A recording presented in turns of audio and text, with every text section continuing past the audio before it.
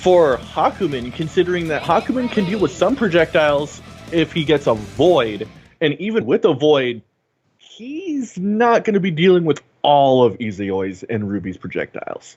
Well, when it comes to Izayoi's projectile, the one that's the most problematic is her 6P, but it moves so slow that you can easily react to it. The question would be if he can react to, Ruby's. That's the one that's really fast. Yeah, here is game one coming on in. A little bit of life lead here for Dark Dream here. He's got the confirm. There's the burst. Izayoi coming on in with those white colors there. Still got Ruby represent English. How does? Ruby representation, which is where the white colors came from. And let's see.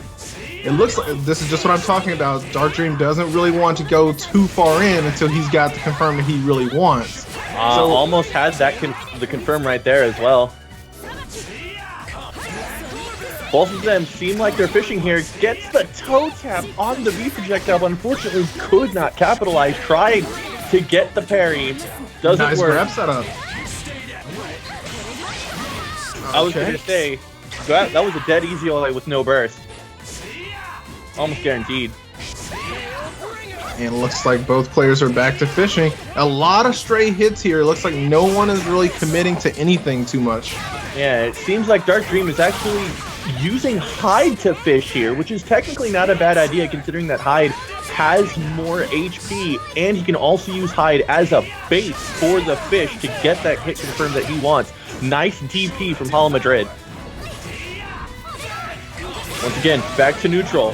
Izayoi, unfortunately, could not save Ruby with the B projectile partner attack. That's a confirm. This can be a kill if he gets the right combo. Oh, this is a kill for sure. Got Vortex. THC. And there we go. Yep. Okay, so looking at that entire game, it looks like neither player was committing too hard. It was just a bunch of random stray hits. But the difference between the two is that, Hakumen and Hyde, they do a lot of damage for stray hits. Oh, yeah. Compared to Izayoi, who needs to actually go into a full confirm to get all of her damage. But what was interesting was that a lot of Ruby's stray hits can also lead into confirms and therefore combos. I wasn't really seeing that with Hala Madrid. I was actually seeing him just kind of get the stray hit and run away, and hit and run tactics don't work when you're playing Ruby. You need to go in and get those hits to go into confirms. Very nice void from Dark Dream there. And there's the bait. Yes, that is. And that's a nice way that Dark Dream typically likes to set up. He likes to set you up to actually want to go after Hyde, and because of Hakumen's long sword, he will be able to counter you when you try to attack Hyde. And Buzzsaw is no longer a way to safely attack the assist anymore. Very nice burst from Hala Madrid. Ruby's going to try and recover all that life. How unfortunately, Hakumen is going to come in with all of that damage. Very nice super.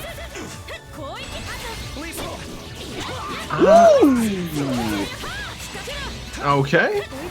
Almost got the full B&B. I'm not sure if he actually wanted to get the full thing. I think he wanted to actually knock him down so that way he could actually tag Izayoi out, because she's a little hurt right now. Yeah, she's bleeding. Almost got the B projectile assist. Dark Dream has to burst there. He did. Gets the safe burst. Very nice stagger aerial into DP. He called it from a mile away. That's a dead Izayoi. Okay, and Ruby is in on level 3 resonance. Uses the buzzsaw to get in. Uh-oh. Oh, did not do the short hop to get there. So that's going to be a missed combo.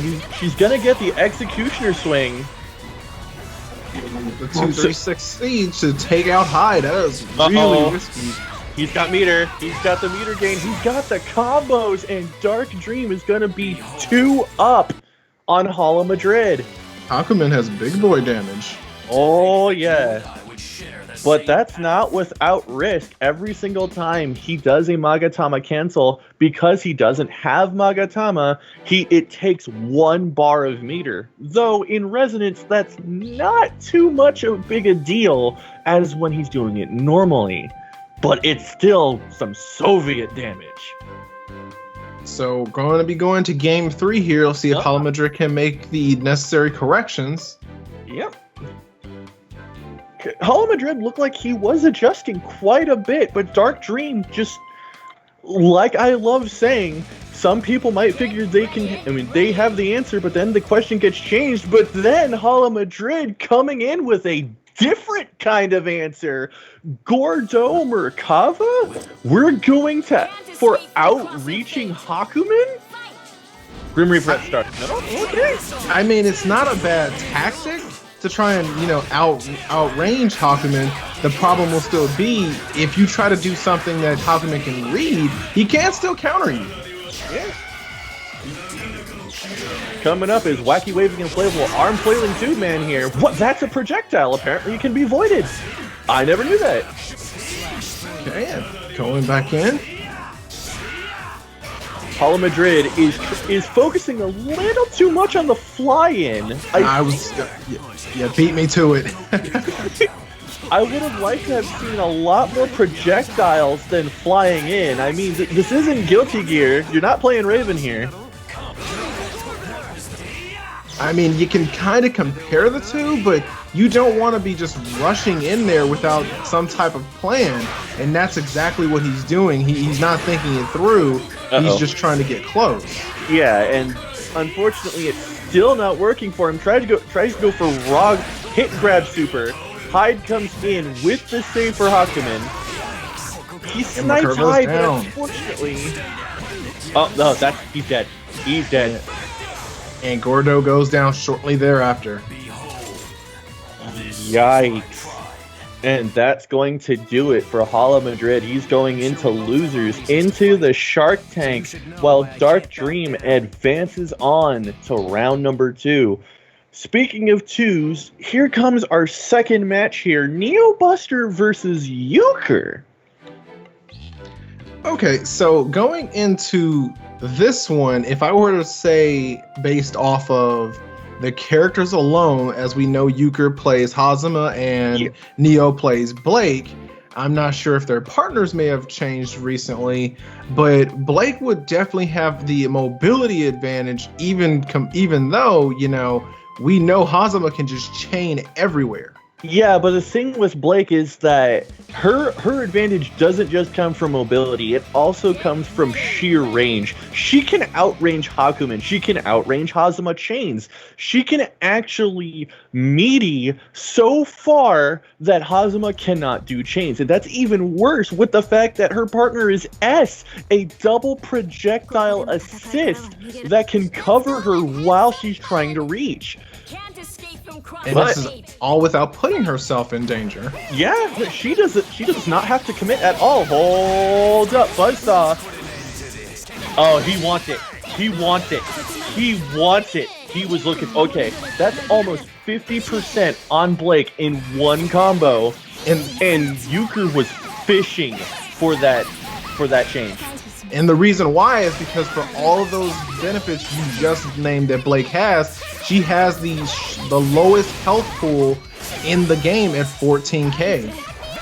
Yeah, sharing her health with me, with other low health characters here. And that's just the kind of risk you take with Blake. She has a lot of damage, she's got a lot of speed, but her health leaves something to be desired here. Euchre running off of now 1 bar of tag. And Neo has no bars of tag. Oh, and there goes Euchre. Oh, he's gonna go for partner. He now has an invincible partner until he does something just like that. And he got Neo Buster swinging. Euchre with the deception. Wow. Okay, so looking at that, it looked like Euchre just made all the correct reads. Like he knew all of Neo's habits going out the gate. He knew he would up and back at the beginning of the game. And without that, there was nothing he could do. He had to force him to burst. Download complete. Euchre went in, stayed in, and basically forwarded his mail there because Neo Buster could not get out and could not force him out. No matter what, Euchre was taking resource after resource from Neo, and the most crucial one was the fact that he forced Neo to tag, and that was the character he wanted. He wanted S, but he made it look like he wanted Blake. And with no tag, S could not burst, and she died almost instantly. And going right out to it at the beginning, again, he makes the right call at the beginning. Gets rid of the reflection, goes for the crash. That's 3 damage there, unburstable. Goes for the command throw, unburstable again! Or I'm sorry, burst safe. This is going to be quite a bit. He calls the DP. This is Neo Buster is just flailing right now. He's gonna need something, anything here. He's running off of level 1 resonance. That's barely gonna give him anything. Like that's not even enough to knock out the chip damage, let alone. And that's gonna be it. Yeah. Euchre has those confirms on lockdown, and he will go 2-up against Neo. Jesus. And not even 25% damage was on Hazama nor Ruby. Like 15% at that. Euchre was just making all the right plays once again. Neo's gonna need to change something. He has to slow this match down, or else Euchre's just gonna run right through him. So I would say Neo has to make a lot of adjustments here really fast, because his back is officially against the wall. So when it comes to his winners run, he has to turn this completely around. He's gonna need to change his tactics. He's got to change something, or else Euchre will just do the same thing he did last time. Euchre now once again invincible partner. He's not gonna be able to use it because Ruby got hit. And not only that, but you saw that Neo used Blake's range to her advantage as well, keeping it so that way Ruby couldn't even push a button, allowing for that meter to run out. Good stuff. So now we got some significant damage on Ruby here, giving Neo Buster the health advantage. Neo actually trying to slow the game down, now trying to get the advantage here. Very nice, uses the JB, trying to go in. Very nice confirm. 4.1, not a lot of damage here.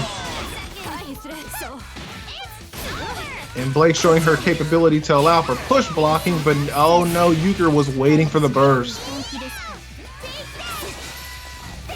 JC, Neo, trying to do all he can. Very nice DP.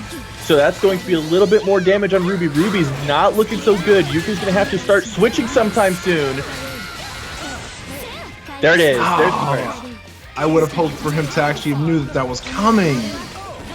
I honestly would have liked to have seen Neo Buster Super to try and get a lot more damage on Ruby, or even possibly kill, because Supers cannot be bursted. Euchre trying to go for the partner hit confirmed. Try to call out Neo Buster's jump. Neo staying on the ground. Deadly Nightshade does not hit. Okay, gets the projectile hit. Neo is fishing for Deadly Nightshade right now. Crash! This can kill if he's got Marvelous. No, that was only good. I don't agree with that raw super. I think he was just trying to make it so that Euchre could not stop the switch. Okay, nice way of getting rid of that. Okay, the good news is that Euchre doesn't have 2 meters to work with, so he can't super to end any combos. No, but he can fish for the burst. It is not looking good for Neo once again. He was doing so good, but he's going right back to the same problems he had before. Very nice. Snipe the Ruby assist. Okay, level 4 resonance. Yes, absolutely. Oh no. Okay. He went for the overhead. Euchre once again with those tricks. With those amazing, annoying tricks he is so fond of. catches Neo on the overhead. Neo probably was thinking he's going to go low, and that's going to do it for Neo, going straight to the Shark Tank, while Euchre advances to round 2 to go fight Dark Dream. Okay, so that's another straight. So moving on to our next round 1 match. Coming up is EMPR Hala Larry versus North Star. Okay, so Hala Larry is already here. So he is okay. He already took the auto pass off. Excellent. So now we're just waiting for North Star to make his way here. As we've talked about before, Hala Larry looking at Mitsuru S, which, thinking about this team, it seems very zone heavy, like zone lockdown, considering that on Mitsuru's side you have Marin Karin, you have Tentara Fu, you have a lot of things that can box out the opponent, but at the same time you also have S, who has the same thing. She has dual projectile. She has a projectile super. If EX'd, he's got, it's a multi-hit force push projectile super. So looking at how they would actually work in tandem, what S would provide and bring to the table is allowing Mitsuru to have set play. The difference is that unlike Jin, whose projectile will be slow, S's is going to be fast. So that means that every setup he most likely will have is all going to be extremely hard hitting and fast. It's not going to be anything where you actually get a moment to breathe, but at the same time, that means the storm won't last as long. The bigger question is who's going to be the front man, because if it's S, he has a chance to slow things down. If it's Mitsuru, he has a chance to go in. So that's something everybody should really keep an eye on, is the pace of the match, especially considering that Iron Golem 64 is here and he is playing Hazama Merkava. And I could understand why that would be a team, because I mean, of course, Hazama would be able to lock down anywhere Merkava is going to be flying to if his opponent is trying to jump out. Yeah. And Merkava's grab and nom is actually pretty far. His elbow assist is also something that Hazama can really take advantage of. Hazama does have some problems in both neutral and far away, but at the same time, you can do a hit and run style with Merkava assist, and Merkava with Hazama assist can do the exact same thing. So this seems to be a well synergized team here. And we are ready to get started whenever the players are ready to go. Yep. Is Iron Golem North Star? It seems that way because North Star sent me a DM asking me how to join the room, which I told him how, and then Iron Golem immediately showed up right after, so I'm assuming. Ready. Okay. He gets points from me. He gets points from me. Guys, these stages. This is not a Netplay stage, and that's okay. So that's going to be a warning for North Star because this is his stage. So unfortunately, this is going to be a warning for North Star. This is not a Netplay safe stage. So we will have to get out of the match here. And if we could have the stages listed up on the chat for you guys, for anyone who is, for first time here, we'll let you know what those stages are. One of those stages is Prologue. The other one is the Center Street from the Undernight area. And I believe the other one is Ancient Temple. And I know I'm always forgetting the last one. Silent. You're always forgetting Silent. Cathedral Silent, yes. So those are our 4 safe stages for Netplay. They're the ones that cut down on the lag the least, or excuse me, the most. So that way, it doesn't interfere with what is going on. So if you're not sure how to correct the stages, what you will do is exit the room. Now, there's one way that you can do it and go into preparation for going into a ranked match, and it will allow you to select the stage that you will be playing on. So please do that for everyone here, so that way everyone is playing on a Netplay safe stage. Yeah, for those of you who are new here, a Netplay safe stage is a stage that puts lag to the lowest possible, because some stages do introduce lag due to how many things are loaded in the background, how many things that are just running, and how many times that the PlayStation needs to focus its resources on something else in the background, which causes frame delay. And that's something we do not want, because in a fighting game, especially when every single frame counts between an input misstep and, well, getting that hit confirm, that's the biggest thing.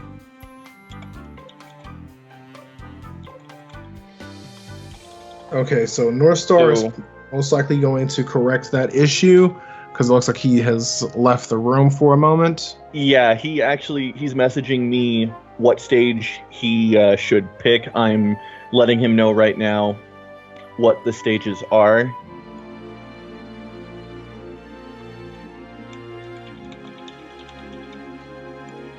Okay, so that's fine. It's just a small delay.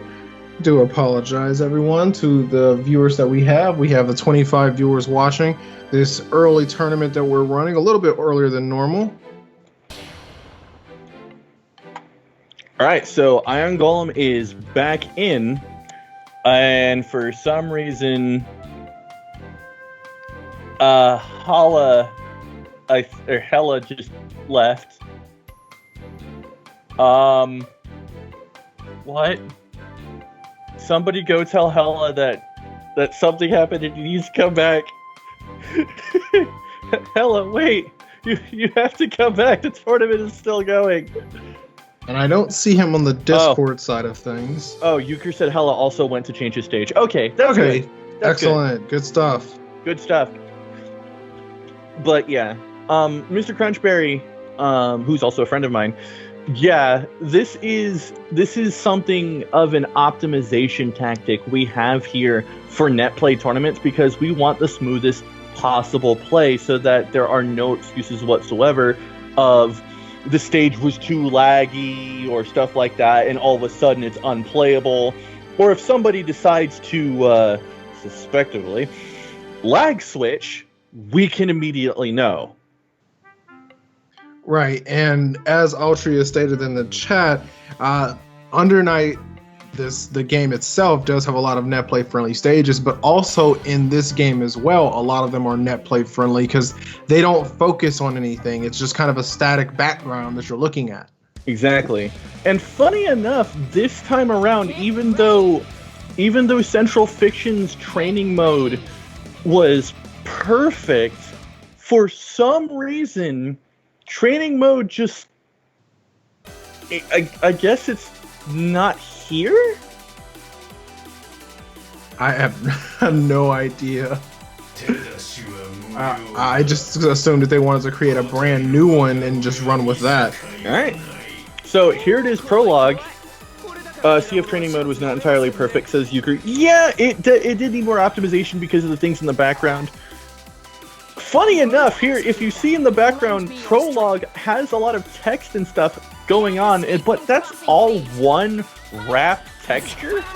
That's pretty freaking good, to be honest, but getting out from the background and back into play, Hala Larry coming in, Mitsuru S, very nice throw. He's got the throw combos here. Does he have the loops? No, he doesn't. That's a burst. But he does at least know his rush down with Mitsuru, though. I don't agree with that burst at all, because he still had all the advantage in the world there. Yeah. Unless he doesn't know the Merkava matchup, in which case he probably didn't want to even be in the situation in the first place. Very nice. Grab and nom. Oh no! Yeah. Okay, so he's quick bursting. That's his playstyle, is that he doesn't want any damage, period. Very nice throw. Goes into 6B. Hoop drop. Or, wow, my French is rusty. That sounded horrible. I am so sorry. And it looks to be confirming exactly like you said, he is quick bursting. I mean, it's working here in this environment, but my problem would be that if he makes it further in, he's going to find out a lot of the players that are higher up are really comfortable allowing you to do that. It burns your resources much faster and allows you to be always behind the 8 ball. Yeah, and what's even more is that, like we saw before with Euchre, quick bursting actually goes to their advantage because you can fish for a quick burst a lot easier than you can a more soft, slow, and calculated burst. And Hazama, as we see here dead, Merkava had Resonance, didn't really have a lot to do. And that's going to be Myriad Arrows, but no kill, just not. Wacky Waving Inflatable, Arm Flailing 2-man, DP. Goes for the fly, out of dodge, and that range of Mitsuru, the 5A. At least you'll keep him warm. I mean, considering he's cold and dead inside, she might need to give him a lot more than that. Hala Larry going up 1 round against Northstar here. We saw just firsthand how ridiculous his playstyle is. He's quick bursting, he's going in, and he is staying in. So that's his entire tactic. If Northstar wants to win, definitely he needs to slow down. He needs to get this match, and he needs to put it towards his pace because Hala Larry is running away with this.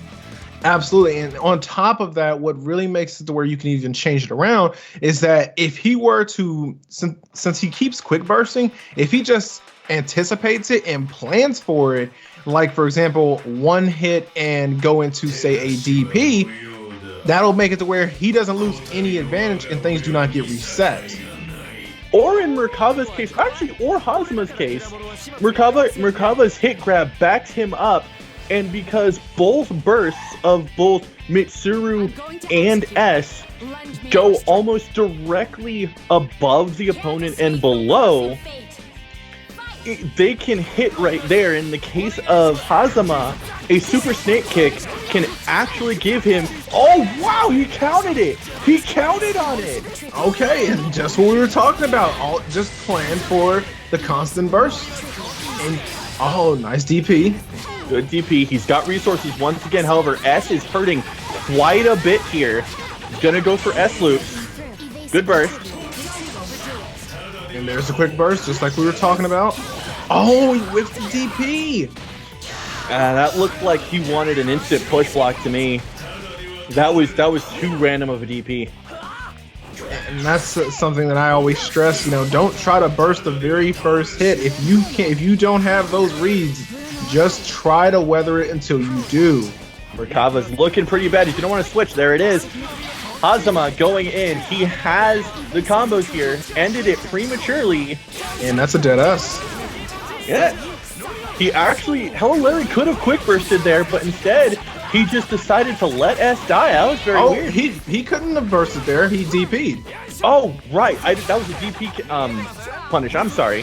For those of you who are new here, if you punish a DP or Dragon Punch, which is a universal invincible move here that every single character has, you cannot burst. That character is locked there and cannot get any help whatsoever. Very nice. He risked everything on that flight. Oh, wow. She just ran straight through it. Active hitboxes. Those buffs. That's all I can say. Okay, no fear. No fear. Wacky Waving Inflatable Arm Flailing 2-man. In store now. I don't know if... Yeah, that was bad. I was gonna say, I don't know if I agree with just burning all of his meter, but the wake up DP kind of sealed his fate for that right then and there. Yeah, Hala Larry was definitely... He was panicking. He was panicking. So Northstar capitalizing on everything in that match, starting to learn, starting to recognize patterns that Hala Larry was doing. There's going to be no 3-0 this time. Hala Larry is now going to have to start changing his tactics if he wants to go back on top, because if Northstar does the exact same thing he did last time, then he's going to get it all over again. And see, the thing about it is that his go-to tactic, which is bursting on block, I don't agree with that unless your character is in some type of danger. You know, if you're on that magic pixel and you don't want to lose that character, then yeah, I can certainly agree with that. But when both characters are extremely healthy, the constant bursting that's not what you want to be doing here. It also robs you of your assist. The only way, nice crash from Hala Larry, by the way, clash, I should say. The only way I would see block bursting having any kind of relevance as well would have to be getting out of some kind of setup. But Merkava and Hazma, or Iron Golem, is not using any setups. He's not. Oh wow! The Hazma assist was just a little too far away. Okay, nice DP to shut that completely down. Tried to go for the Om-Nom and did not work. Very nice snipe from Iron Golem. Oof. A little too early on the assist call. And like you said before, neither player is really using many setups, if not at all. It just seems to be going right in with everything that their characters just have by default. Ooh, Resonance to try and get rid of the burst. Unfortunately, that's just not a thing. One new thing that they did add in the patch, though, is that if you are blocking somebody who is trying to hit you on Resonance, you cannot block burst either. Bufu dying. And it whiffed just barely. Just barely it whiffed. No, I was gonna say, that was a massive whiff. That was a massive whiff. That was nowhere near her. Wow. That was just bad. The wake up was just horrible. That was a Hail Mary and a half. I didn't know we were playing NFL Blitz.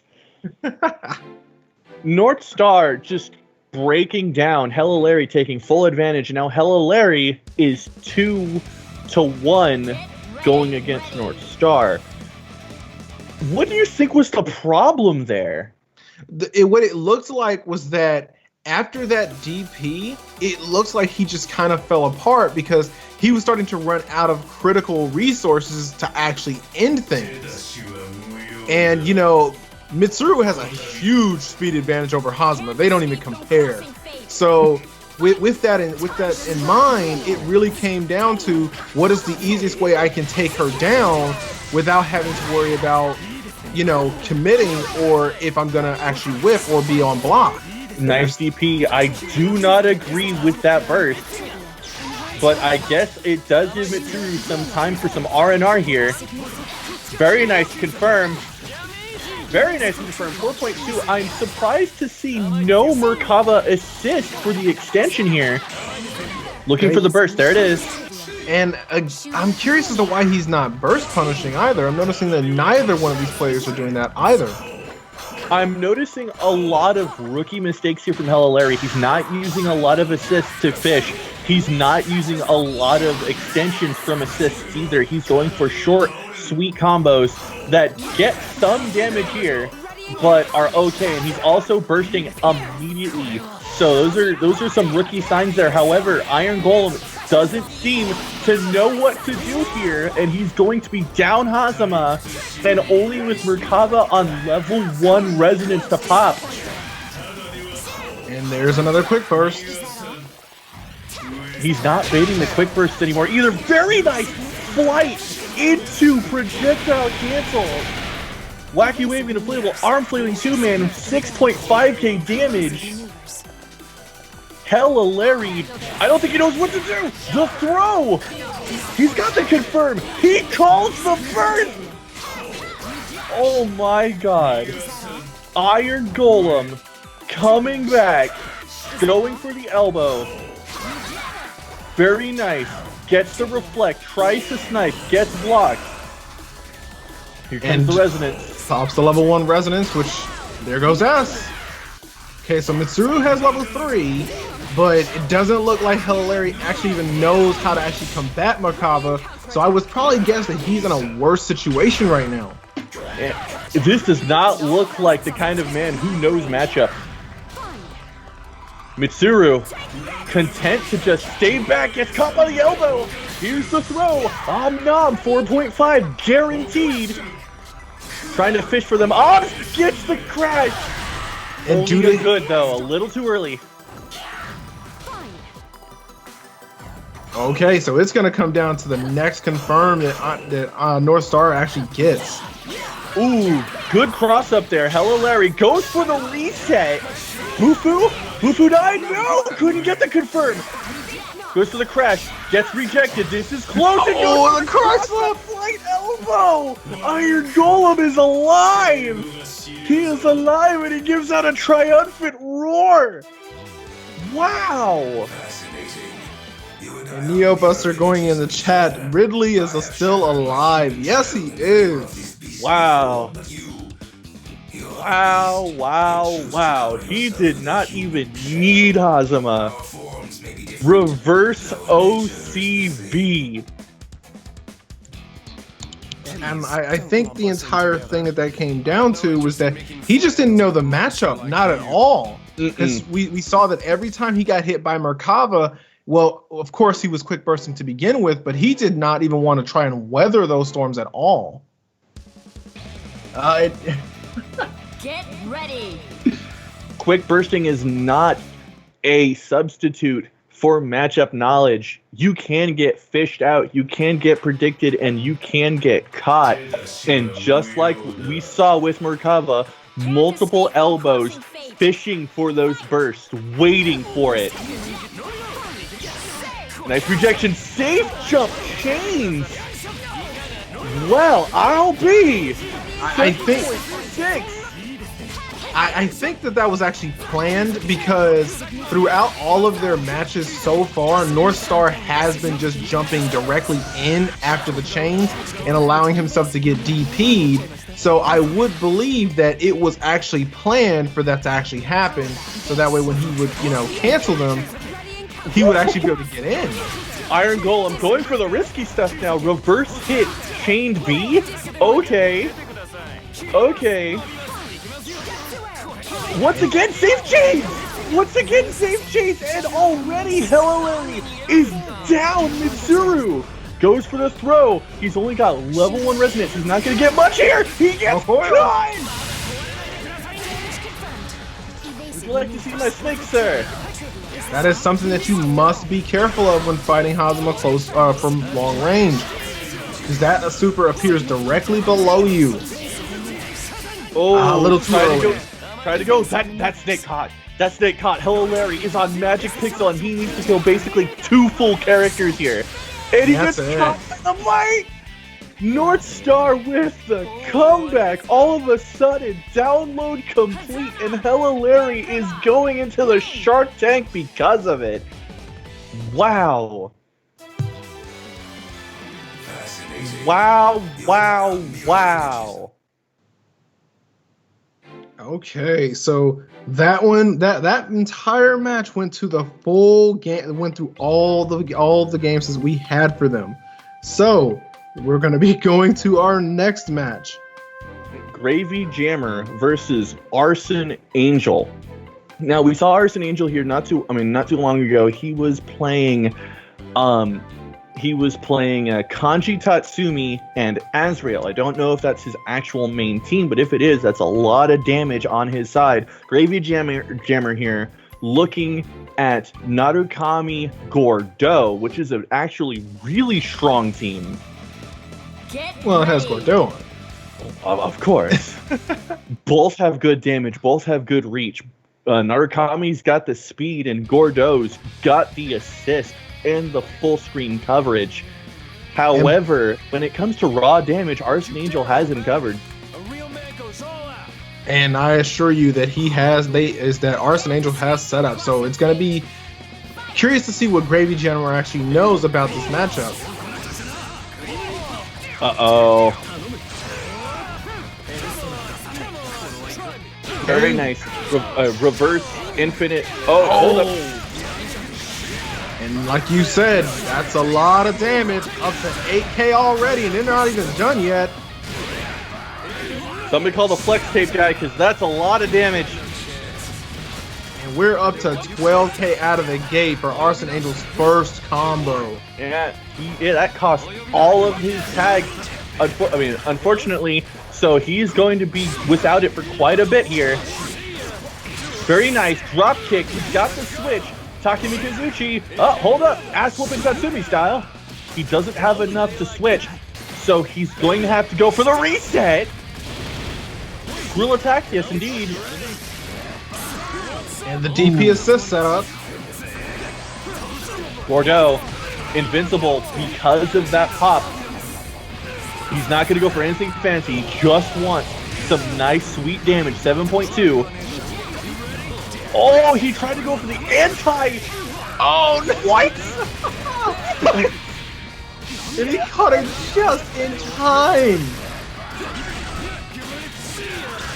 I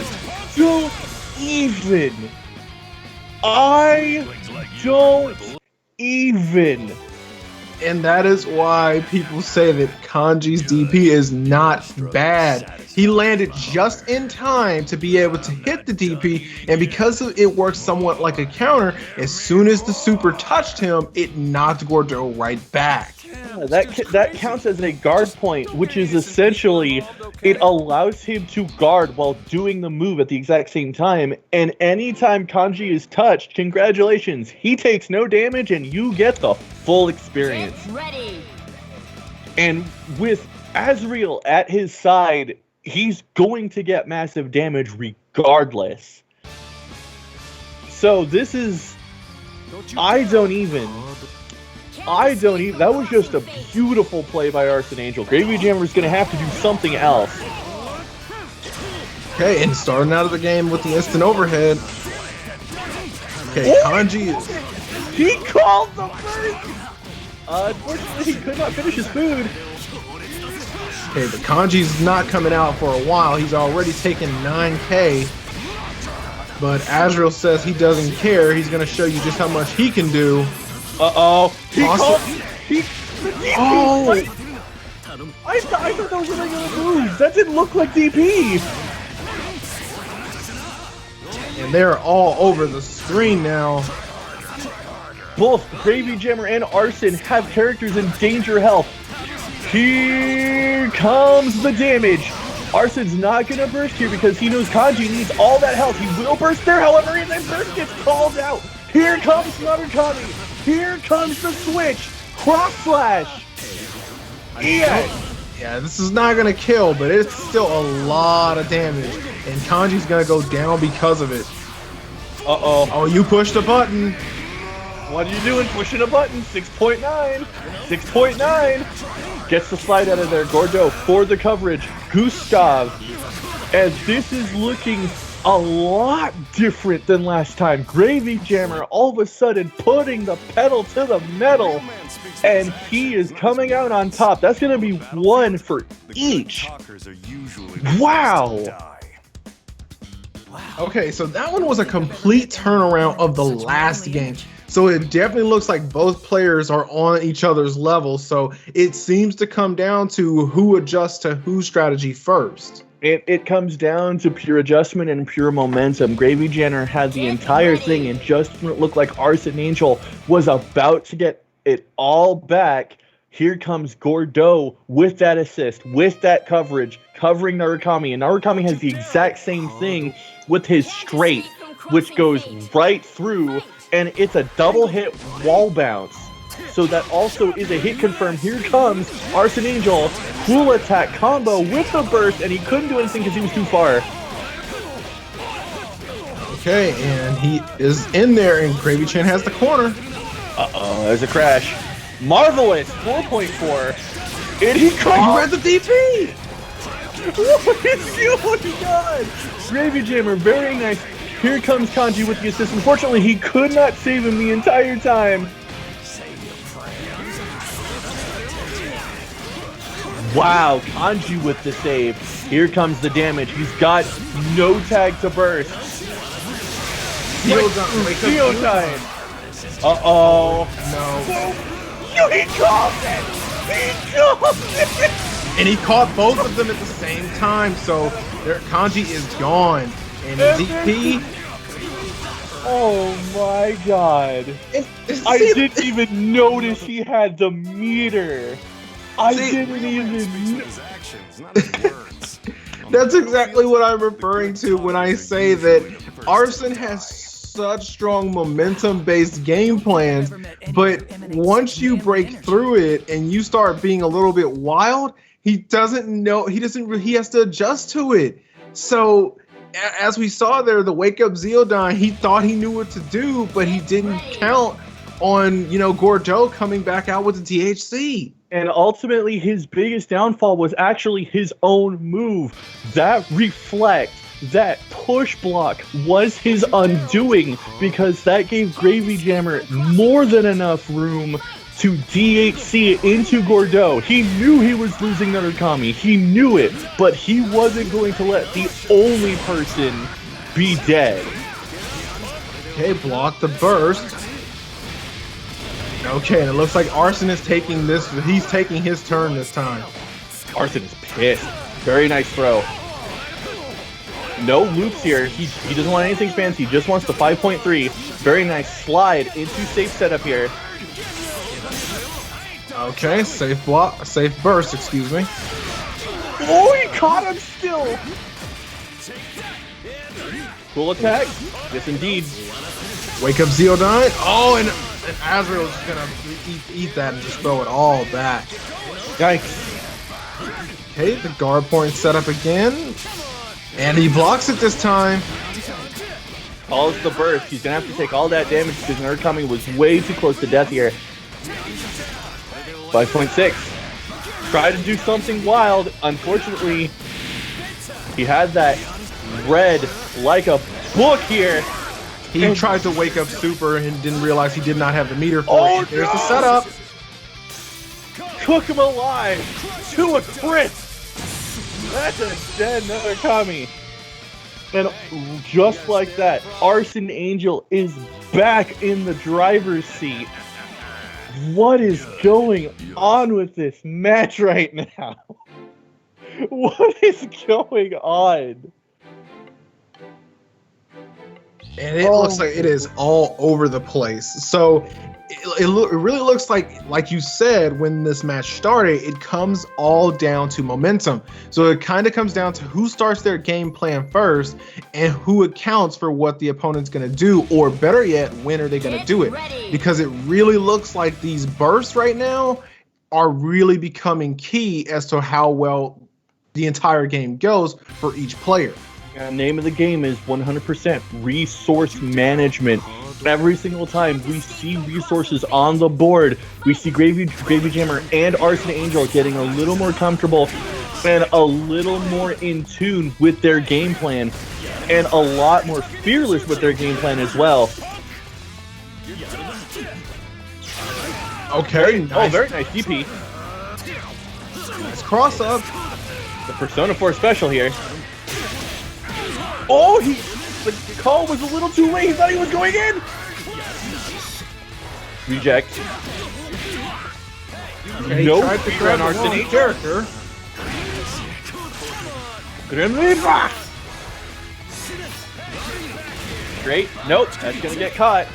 Cruel attack, 3.3. And he just stood there and took it.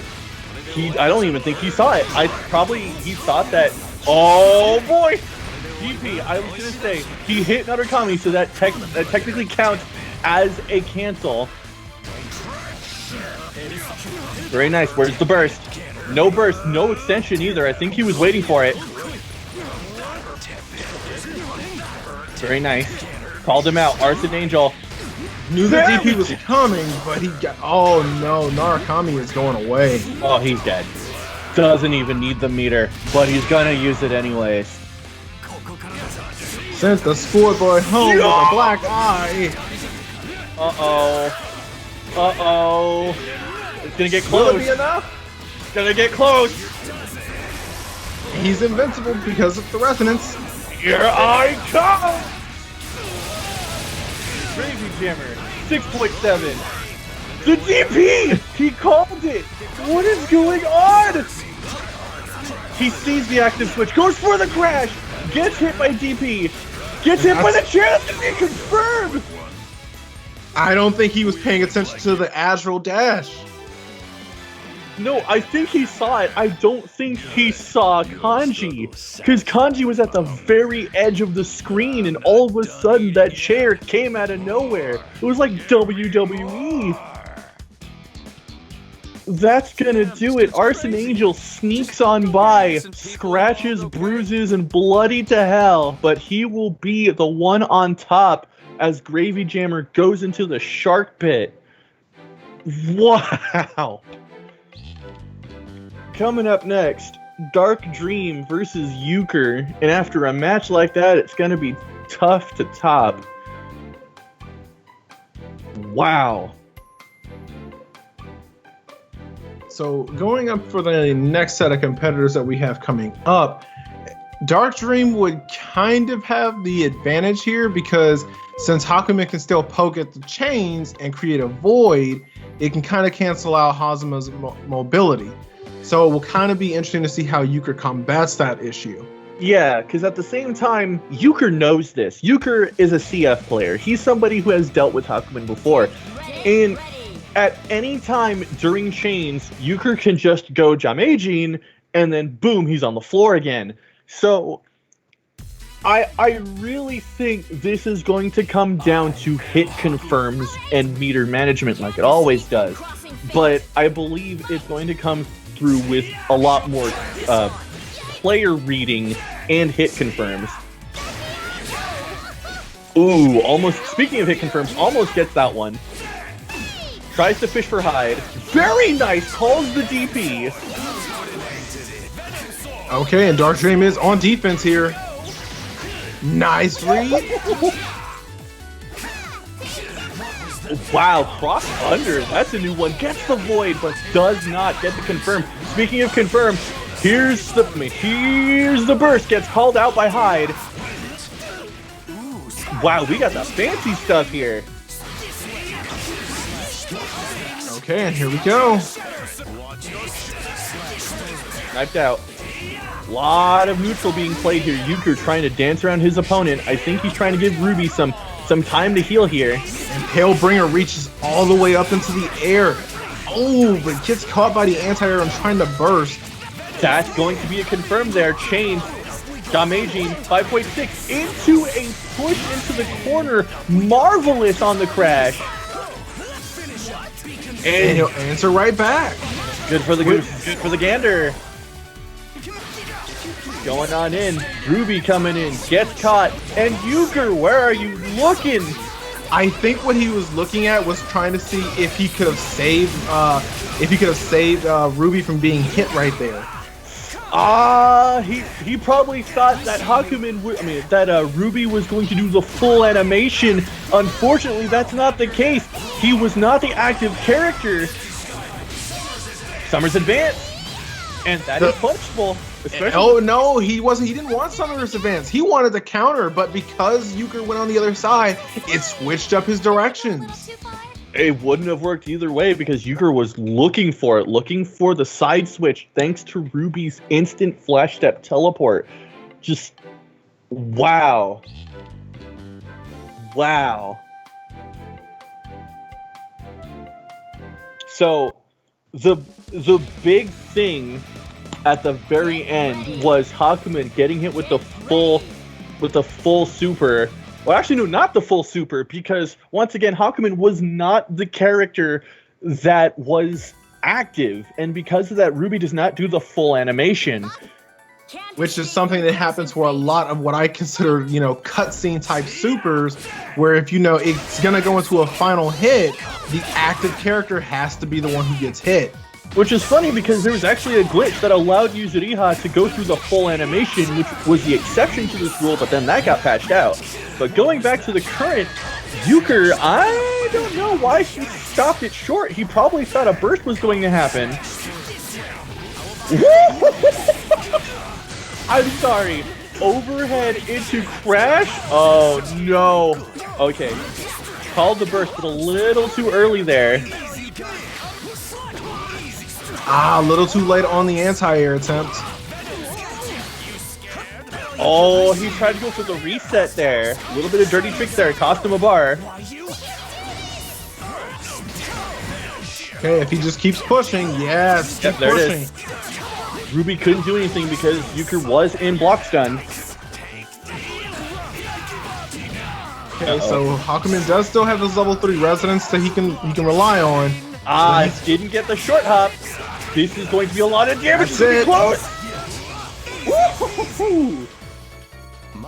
Euchre 2-0 so far. Dear Lord, the callouts, the tricks, and Dark Dream cannot adjust. That's the big problem here, is that Dark Dream isn't adjusting. He's not realizing, okay, my bursts are getting called out. Hide is getting called out. Not to mention my fishing, the baits. Hazama isn't falling for it because Hazama can just go miss me with that yeet, and he's out. He's just over it. Literally, his chains allow him to go right over the problem. So Dark Dream's definitely going to have to start adjusting to something else. What was that cliffhanger? And see, it's not even him having to adjust to it. He needs to go back and use the solution that he had. You know, Hyde's Pale Bringer has such a large reach going up into the air. And that's where Hazama wants to be. That's where he gets his mobility from. Snipe, the Hyde assist doesn't get... Oh, hold up. Oh, never mind. I was going to say, that was 2 bars for Dark Dream. The damage is worth it, but if he doesn't get the full... Oh, hold up. Hold up. Okay, I was going to say, if Hazama calls out his jump, that's going to be some free damage, and that's going to be a dead DP. Okay, hold up. I don't disagree with that at all, because if he had not done that, Hakumen would have went to sleep a lot earlier. Oh yeah, Hakumen's gonna get some crucial health here. Euchre trying to call out the jump. Very nice burst. Gets called out by Hakumen, and now it's finally Dark Dream's turn. Counting with Hyde. 1, 2, 3. That was a confirm. Alrighty. And got the anti-air. This is gonna be it. 1, 2, 3. Once again, counting with Hyde, ladies and gentlemen. I'm sure we both have our reasons to fight. That's finally going to be game 1 for Dark Dream here.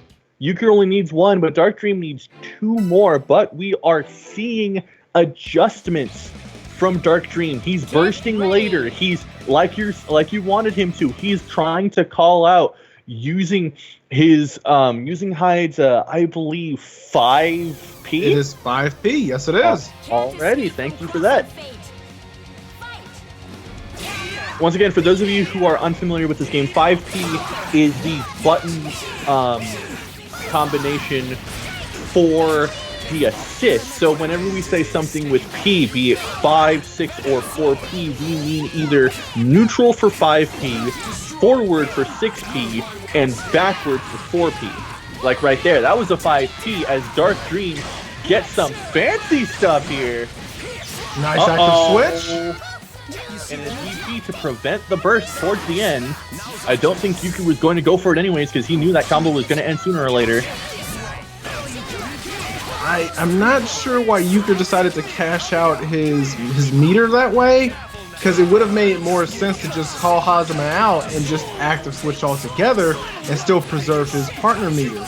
I think he wanted Ruby to cover him as he was going to try and get high. That was a marvelous 4.4k on the crash. Euchre had to burst there. He's going to have to take this damage. Oh no, a little too high, and that's going to be a confirm for Euchre. Rifle shot for the extra damage there. Caught him looking. And Hyde's throwing pizzas. So... And see, this is the interesting thing about this matchup, is that Hyde and Ruby's range are both silly. And yeah, they're almost 1-to-1 with how far they can go. And what makes it different, oh, he tried to bait the burst. Throw reset. Okay, let's see, does Euchre know the full combos? Oh, he drops it. He tried. No, that wasn't a drop. That was intentional. That was a cross under. Thinking, I mean, he probably thought that Dark Dream wouldn't know how to block it. Very nice. Protect Euchre. He's going to have to switch somewhere. If he gets tagged even once, Ruby's done, and there it is. He catches Hakumen. Hakumen's gone off of a raw super. It's not over yet. Dark Dream, if he wants to survive, it will be by the bone of his sword. Hyde is going to have to take this by killing 2 characters, and Euchre is not going to commit. I know for a fact he is not going to commit. He's going to run all of that out. There it is. Yeah, I was just gonna say, I would have liked him to actually hold on to his resonance there, because it's not like Euchre has enough meter to actually kill him off of 1 combo alone. It's gonna take multiple. That's a safe jump. No. That's a safe jump. And he got caught by it. Dark Dream is going to the shark pit after what seemed to be signs of life, but Euchre will sneak on by. No big problem. 3-1. I have other matters to attend to. Heard that Fate reference? Why, my good friend Altria, I have no idea what you're talking about. I'm just commentating for one of my favorite games, Blazblue Cross Tag Battle for the PS4 and Nintendo Switch. And PC, but Which its mother title, Central Fiction, will be coming to the Switch soon hereafter. Yeah. So that was recently announced by ARC. Which is nice, because I mean, a lot of people think that a patch is coming up because of it. But speaking of patches, I think we need to go straight into round 2's second hit, which is North Star versus Arson Angel. Okay, so we remember seeing North Star in the first round. So we saw he looked a little rough, so I hope he smoothed out really quickly, because Arson is not going to give him the chance to smooth out during the game. Arson is not going to give him the time of day. Well, no, he is going to give him the forecast at least. Slight showers with a chance of pain. I mean, when you take a look at how much damage that Arson is capable of spitting out, and we've seen that, you know, North Star doesn't really do long combos like that have that much damage, it's gonna make or break a few things. Especially considering that North Star likes to search for those opportunities. And the big problem is that if you don't know where the opportunities are against a team like Arson Angel, you're not going to find them. You're not going to see them. So this might be ugly. And you were just talking about opportunities, and he knew the opportunity where he could jump out there. Okay, hold up. He tried to go for the knockdown too, using the crash. He caught the foot? He caught the foot? What? Hold on. Is this a player switch or something? Because this is not the same Iron Golem we saw in the first round. Oh, no. Hold up. Arson is not... Whoa, that was dirty. That was a cross-up DP. Just too far. Just too far for him to fully convert off of that. Growler into Phalanx. Phalanx is automatic if Growler touches something. DP called the jump. DP is unburstable as well. Then he dropped. It's a rare drop from Arson. Oh, our point is right there. Once again, Arson knew he was going to go. Oh, what? Did he just squat on this man? Did he seriously just squat on this man? He couldn't do anything else to him. Well, all right then. Azrael, he dies for the squat, but all right. When it comes to range, Merkava definitely has the advantage here, but Arson, with that level 3 resonance, EX cool attack, EX drop, cool attack, 3.3, and now he's going to go in. And that's going to be it. So, Wow. like you said, while Kanji may not have had the range there, he definitely had ways of closing the gap very quickly as long as North Star wasn't paying attention. And the trick to getting out of Kanji's whole gimmick is actually a tricky one. You have to duck. You have to, whenever you see Kanji in the air, duck and B. That is basically the only way you can really beat him, because Kanji's air grab, I should say, or air command grab, is so ridiculous and it's so fast that if you're standing, it will still catch you, which was the biggest problem for a lot of Persona 4 Arena players, because everybody thought, okay, that's stupid, he's going to reset and then we can't do anything. Just duck. Trust me, just duck, especially if you're playing Hazama. Just 2B. Very nice attack. Ooh, that was a confirm. Oh dear lord, he's gonna get all of that. 6.1 meterless, pretty nice. Oh, baited the DP, and Hazama's gone. He's taking a dirt nap already. Oh yeah, and all Kanji did was just scream at him. No meter even needed.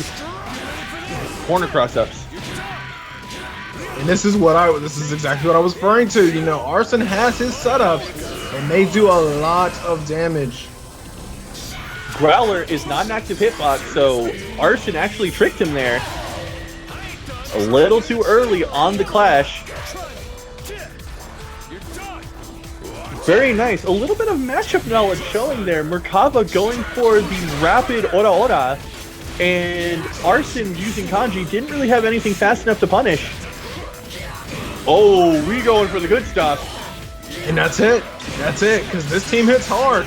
So if they hit you and you don't have the health to be able to take it, you're going away for a while. That's Wolfen Tatsumi style, and there's the chair. Well, at least you have something to lay on as you die. Arson Angel 2 up on North Star. This is getting worse and worse. Instead of North Star starting to adjust to Arson, Arson is starting to get used to North Star more and more. So it's Gotta be coming down to the last game here, or potentially last game, because North Star has got to turn this around. He's gotta, if he wants to stay alive and stay out of the shark pit. Arson is just this ridiculous. I mean, I have beaten Arson before in friendlies. You guys saw, or those of you who were here, of the 29 beautiful people who are watching, by the way, I have beaten Arson in friendlies.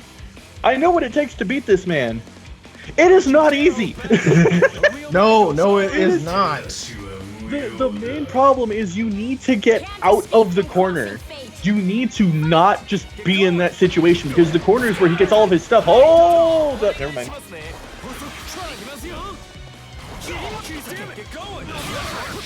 Wow.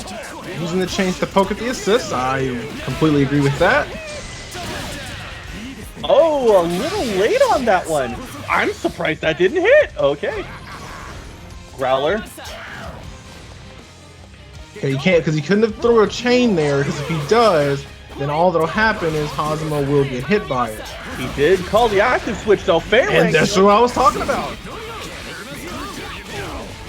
Oh, there's the chair. DP's through the burst. Uh-oh. And he's got you. And once he's got you, he's going to take everything he can get. There's the Growler. Once again, Growler is not an active hitbox. So I think Arson Angel realizes that Iron Golem doesn't know this. Very nice. Om-Nom drive-by. Okay, got the anti-air there. I think he was waiting for the instant burst from Kanji. Phalanx. Gonna take a little bit of chip damage because of that. Snipes Kanji out with the flight. Good stuff there. Oh no, you cannot take Merkava down. He is higher than you. He has real wings. Uh-oh. Does he have the confirms? No, he doesn't. He's trying to go for the... Oh, that hurts my soul. That hurts my soul. Snipe the Azrael assist. Very nice burst. Unfortunately, he gets called out by Arson, and that he's going to lose Merkaba because of it. However, Hazma, because these combos, takes a long. No! He's on Magic Pixel! Pick up DP! Speaking of DPs. Oh, he's going to lose Kaji because of it! This is going to get close. Hey, no, never mind. He knew the timing. He knew the timing, and that's going to be Arson 3-0ing North Star just when we thought he got Kanji. Oh. Oh. Euchre going in the chat that Arson crosses up every time when he's Azrael. It's not that he does it every time.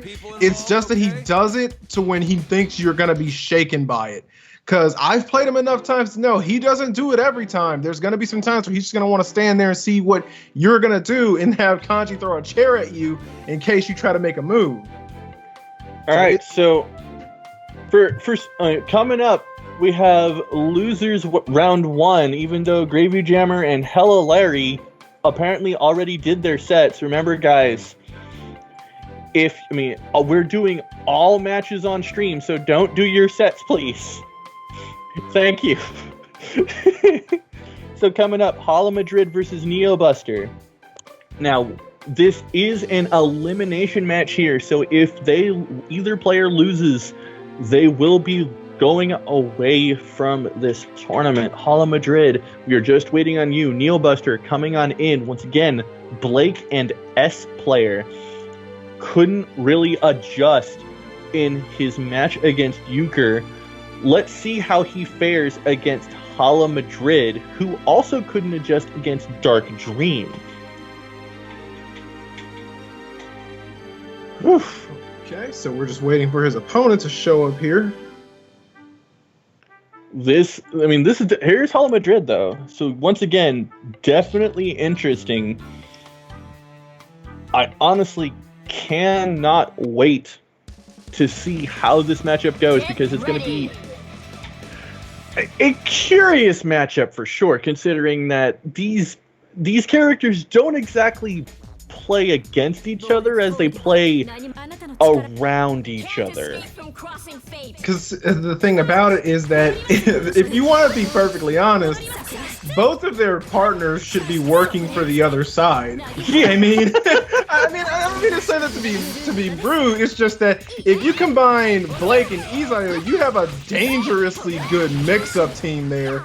And combining S with virtually anybody like that. Hold up, we got a little bit of lag here. And this is on a Netplay safe stage, so this is looking pretty. Oh, hold up, that was almost a confirm there. Caught Easy Eye for some nice chunk of damage. Okay, nice active switch. He bursts on the switch though, which I actually do agree with, considering that now S could not start anything. Rejects, I kind of don't agree with that. Okay, he's got his combo started. Okay. And Ruby's caught. There's gonna be some S loops here. He went for it. He waited for it. He waited for it. Nice patience. Very good patience. Wow. It's gonna be it for Izayoi. 4. Yikes. I mean, what more is there to say? Okay, so it looks like Neo has definitely learned from his mistakes from earlier in the day. So it looks like things should be looking up for him. Let's see if Hala Madrid can actually answer back and come back on his own. I mean, right now, proof's in the pudding here. Neo Buster just called out everything from Hala Madrid. The bursts, the switch, the everything here. And that health was there to show for it. Okay, going into game number 2 here. We have a character switch. We have a character switch.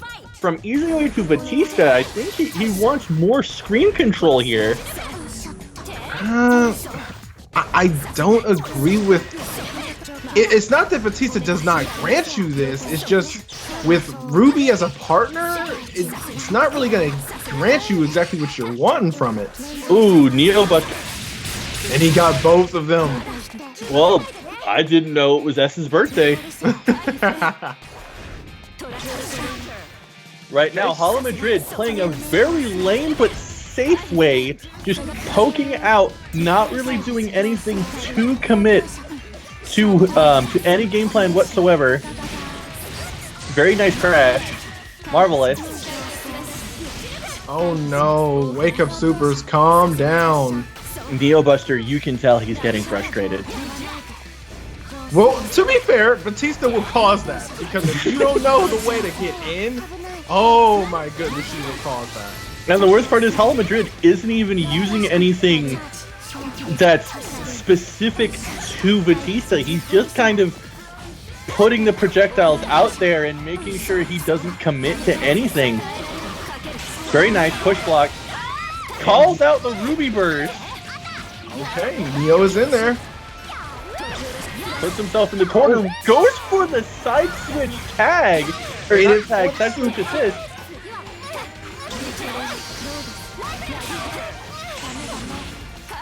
Yeah, he couldn't really answer that. No, but Neo Buster putting himself on the board here. Oh, hold up. Just a little bit more. A little bit more lag.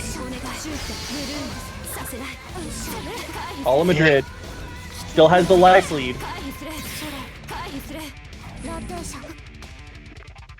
Okay, so it's gonna come. Getting tense.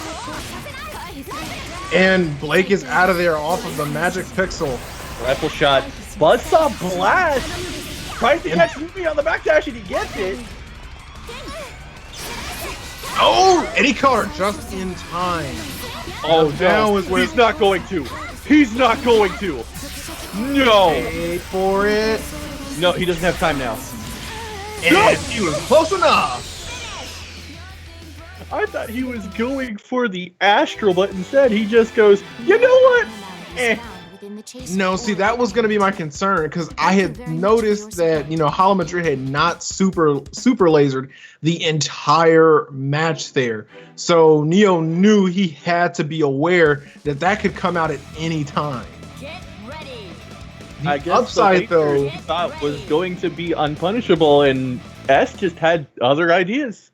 the upside, though, is that, you know, Neo kept forcing him to push block, which drained out all of his resources. So he didn't have any meter to ever use a super at all. Oh, A little more lag here. A little more.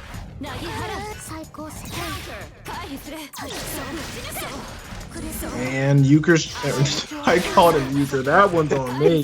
That one's on me. I own that one. That's your cow angel there. I own that one. Neo being a little bit more patient now.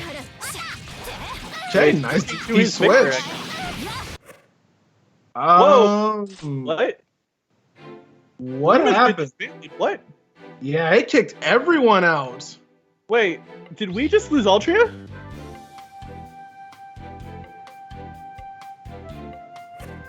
Oh, well, Was he?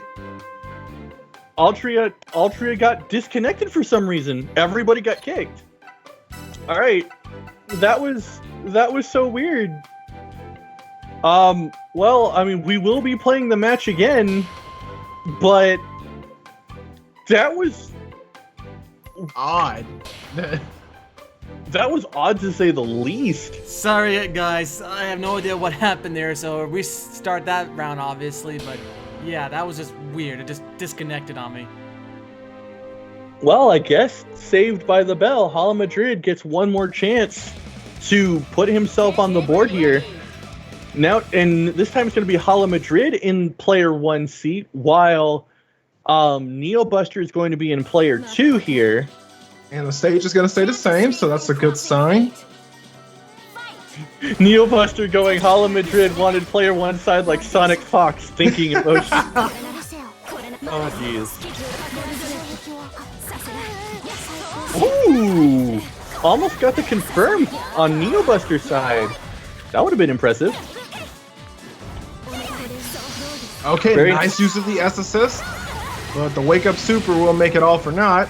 Petal Burst, that's going to be a lot of damage on Blake's side. And the moment Neo Buster saw the switch, he knew he was going to be Oh, that was very nice! that was very impressively done to get around the burst. And a DP. Safe jump. This should be a dead Ruby. Oh no, Oh, he did it! popped out.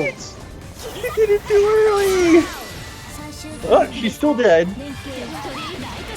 If anything, S's single hits still do a lot of damage.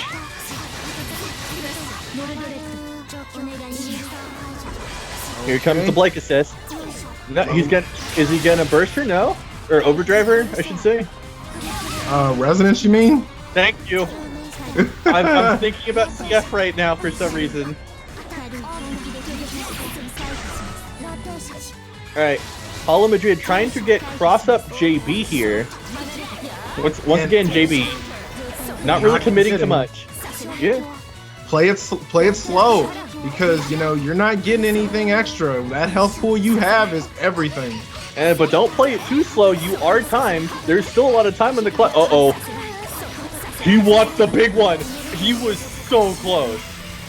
He wanted the big one. And is this it? Oh! And it's gonna be it. Ferocious Beast EX. More than enough. That's going to be it. Neo Buster is going to go 3-0 against Hala Madrid. Even with the sudden disconnect, momentum was still all on Neo's side. And that is going to do it for Hala Madrid here in this tournament. Hate to see him go, but hey, sometimes that's just what happens. So moving right along, the next match we have up is Northstar versus Neo. So Neo, you want to stay put. Yeah, I guess there's no rest for the wicked here. Neo Buster going up against Northstar, who lost 3-0 to Arson Angel after barely getting by against Hala Larry here. Speaking of which, the one match that we missed was Hala Larry versus Gravy Jammer, and Hala Larry actually got put down 2-3, so it was a close match. I would have actually loved to have seen on stream. Some people. Some people. Okay, here we go. So, Iron Golem, also known as North Star, going up against Neo Buster. What do you feel about this matchup in particular? Merkava and Hazama versus Blake and S. Again, it's gonna kind of come down to, can Neo deal with their mobility? Because when it comes to their mobility, Blake doesn't have very much of an option aside from her 5B, which can say, hey, you can't come close to me without committing, while I don't have to commit.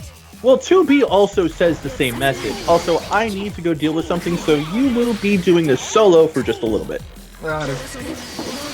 Okay, so going in with the assist there, and there it is, just what I was referring to. Blake can go in and say, you're not going to get close, but I don't have to actually commit to anything. Oh, and he didn't catch the overhead. Okay, what's the mix-up? Oh, he tried to bait out the DP or work around it, but he was a little too late on the pull. Okay, dropped the B&B again. Okay, the S assist saving lives like always. Okay, using Hazama to try and get in there. Okay, and I don't agree with, there you go, get closer, because that's where Merkava wants to be, but yes, okay, gets to confirm, Hazama's going to come in with the burst. Nightshade does not work, and he stands up for the command grab again! Oh, he drops the combo, he's dropping the crucial stuff, Neo. Oh, I don't know why, how, or what he was trying to do there, but it's gonna work, or not work in that matter. Okay, blocks the setup. And is he gonna get hit by another one? No, he won't need it. And it's just gonna be the super. And that's gonna be the end. Okay, and Neo Buster takes game 1. And almost does it with having S do all the work. Combat sequence complete. Analyzing damage. Well, to be fair, it kind of is mobility versus Blake, in all honesty, because S's game plan is the same regardless of virtually whoever she's playing. So it kind of comes down to what is Blake's answer going to be to how mobile her opponents are going to be. So going into game number 2 here.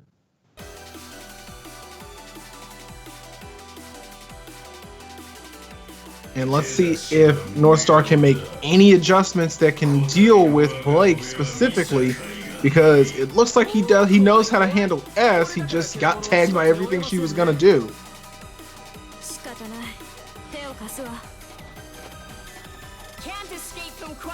And here we go. Okay, and Hazuma's gonna get his confirm right out of the gate. Okay, tries to go for the safe jump. I don't agree with the active switch there. The Merkava assist was too far away, and that's kind of it's one of the second times he's done that today, where that's just too far away. Okay, catches the burst. Okay, Neil's gonna wake up with a DP. Deadly Nightshade. Okay, nice block of the command grab attempt. Oh, he's got both of them.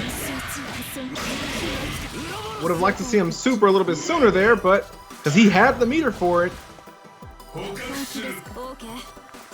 Okay, sending Blake in to try and do something, because Neo has to come up with a game plan very fast to deal with everything. This is just this wall that Northstar is not letting him touch him. And as we're seeing, he's having to answer the mobility issue.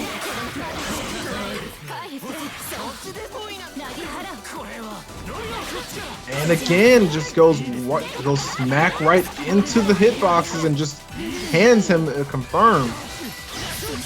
Okay, nice DP.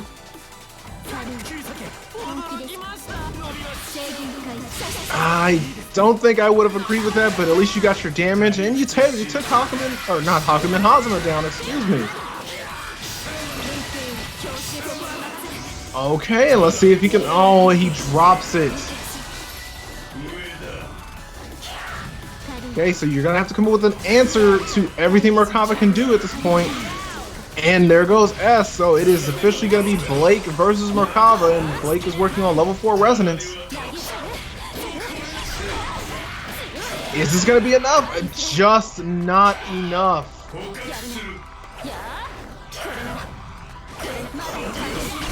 Oh, and he didn't get close enough in time.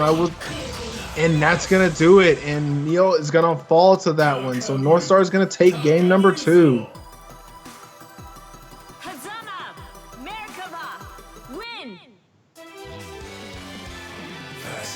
I would have expected Neo to go for an Astral there and, you know, just make Merkava say he doesn't feel too good, Mr. Stark, because that definitely would have been the best option, given that Merkava still had a nice amount of health on him, and it would have took more than one combo to end the game.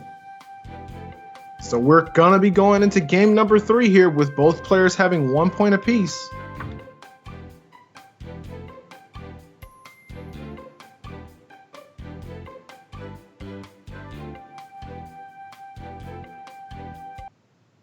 Okay, so let's see if Neo can make the necessary adjustments to deal with the mobility, because that is exactly what it came down to. The mobility of the entire team Northstar has, Neo just did not have a direct answer outside of S's projectiles.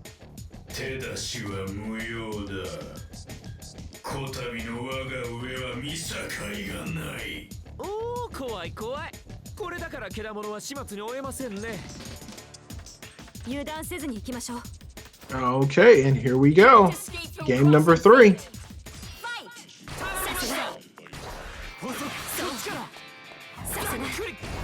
Okay, all right, I'm back. Both players feeling each other out here. A little too early for the crash there. Okay, what's the mix-up gonna be? Okay, he read it right, but he just stopped blocking for some strange reason. He's got the sandwich. But he okay, he let S jump out, but he didn't really, cash out all his chips there. Whoa, there's the dig. Projectile gets met with projectile of S's own. And there's the DP punish. Just calm down, take it slow. There you go. Oh, and he drops it at the end. Nah, that was a little bit too much hit preparation. So he was gonna drop out sooner or later. That was most likely a reset. I would have liked him to try and probably would have ended that with a super in that case to take as much damage as he could have. Rejects, I don't exactly see why, considering that the momentum on Blake was going to carry her all the way back forward.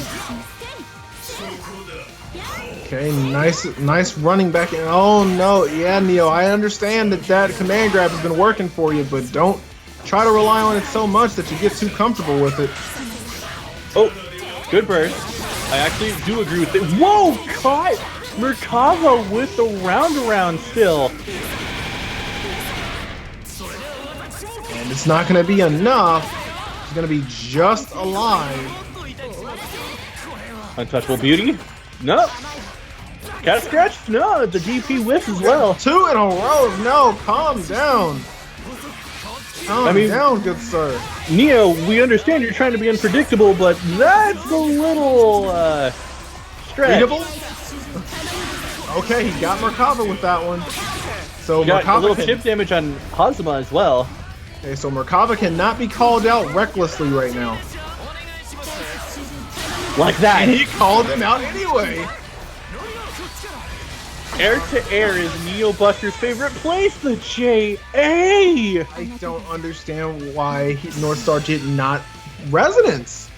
The moment Merkava went down, he should have resonance. He was on the magic pixel. Yeah, that should have been on the forefront of his mind. He had level 4. There was no reason for him not to resonance there. He would have gotten all of that health back to the point where he would have been able to maybe stomach at least one of those, at least that entire JA, if he didn't combo in with the entire thing. Get ready. I mean, yeah, I was going to say he probably was going to want Super Snake Kick confirmed first into Resonance, but even then, at that point, it was not worth it. He was going to die off of the very smallest of hits. Somebody sneezed on his Jordans, and he would have died. Okay, so we're going to be going into game number 4 here. Neo on match points. Northstar about to be eliminated here. And there you have it. That's exactly what Blake's good at. She's good at deceiving you, thinking you hit her, but you hit her partner, and she's still safe to actually push buttons. Yeah. I mean, that S was a beautiful bait. Oh, I honestly thought that would have caught the bird. I'm surprised he didn't catch scratch there, because that would have been unblockable. Huh. I think he wants more raw damage versus just, one straight hit. Well, regardless, he does have the life lead. Not for long, though. Uses C to get in a little more. Okay, gets the grab confirmed. I don't agree with that. I would have liked him to try and at least get 4 meter first.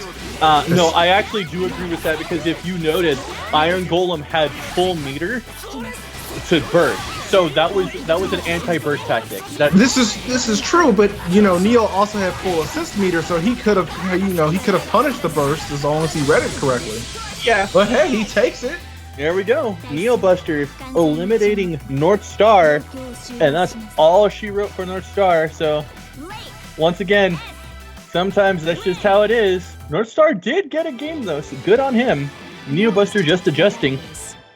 Coming up next, Dark Dream T2 versus Gravy Jammer. King Okay, Shudo in the chat going, not the Jordans! And this is definitely going to be a match worth watching here. Oh, yeah. Gravy Jammer, we saw putting his all against Arson Angel here, and Dark Dream T2 got put in here because of Euchre, though he did adjust a little bit, but Euchre was just too much for him. So this is a battle of adjustments. This is a battle of people who almost got it, but just didn't. This is going to be an interesting fight, to say the least. So it's going to come down to if Dark Dream can handle what Gravy Jammer is actually going to be doing. The main reason why is because it's not that Hakumen is, gimmick of being able to poke out projectiles won't be needed, but against Narukami, who can, just pick a projectile when he wants to, not that he needs to, that tactic is not going to be as reliant as it was in his other matchup. Not to mention, voiding out projectiles won't work when Zeodyne is a beam that is a fixed hitbox that doesn't stop. There you have it, exactly. But moving on in, Dark Dream is in there, and he's taking 7K off Narukami out the gate there. And all it cost him was 2 bars. That was solo, ladies and gentlemen. That was without the assist. And right now, Gravy Jammer is not looking too good here. Dark Dream starting to play his game, fishing with Hyde, using Hyde's Orbitars. And if I poke at you once, twice, or 3 times, I'm gonna get hit. Where's the burst? There it is. It missed completely. He tried to call another Kami assist too. Uh-oh. Gravy Jammer was waiting for him to push a button. He didn't care what button he pushed. It seems like Gravy Jammer's entire game plan right here is wait and punish. Apparently we're playing Ken in Third Strike. And it looks like Dark Dream was trying to use Hyde's, gimmick, that throwing out specials. I don't agree with that. I don't agree with that burst either. The combo was basically done. Okay, is that going to be it for Gordo? Yes, it is. I was going to say, no burst, no tag meter whatsoever. Narukami, however, level 4 Resident, he was waiting! That was a special, and he can cancel. Remember, guys, if somebody just throws out a special on Resident, you are not safe to press buttons. And he does it again! Like that. He almost died. He almost died. So the good news is that he has level 4 Resonance, so he'll get that health back. The bad news is he just got DP'd. Okay, I was gonna say That's it. No, that's it. That's it. Had he not gotten hit by that DP, yes, I know what you were gonna say, and I agree with you. His best option would have been tag Astral, guaranteed. Yeah. Astral would have been his best ticket just out of this match, because he was getting gimmicked to hell and back. But he just forgot. Yeah, even in the chat he goes, I forgot twice in a row.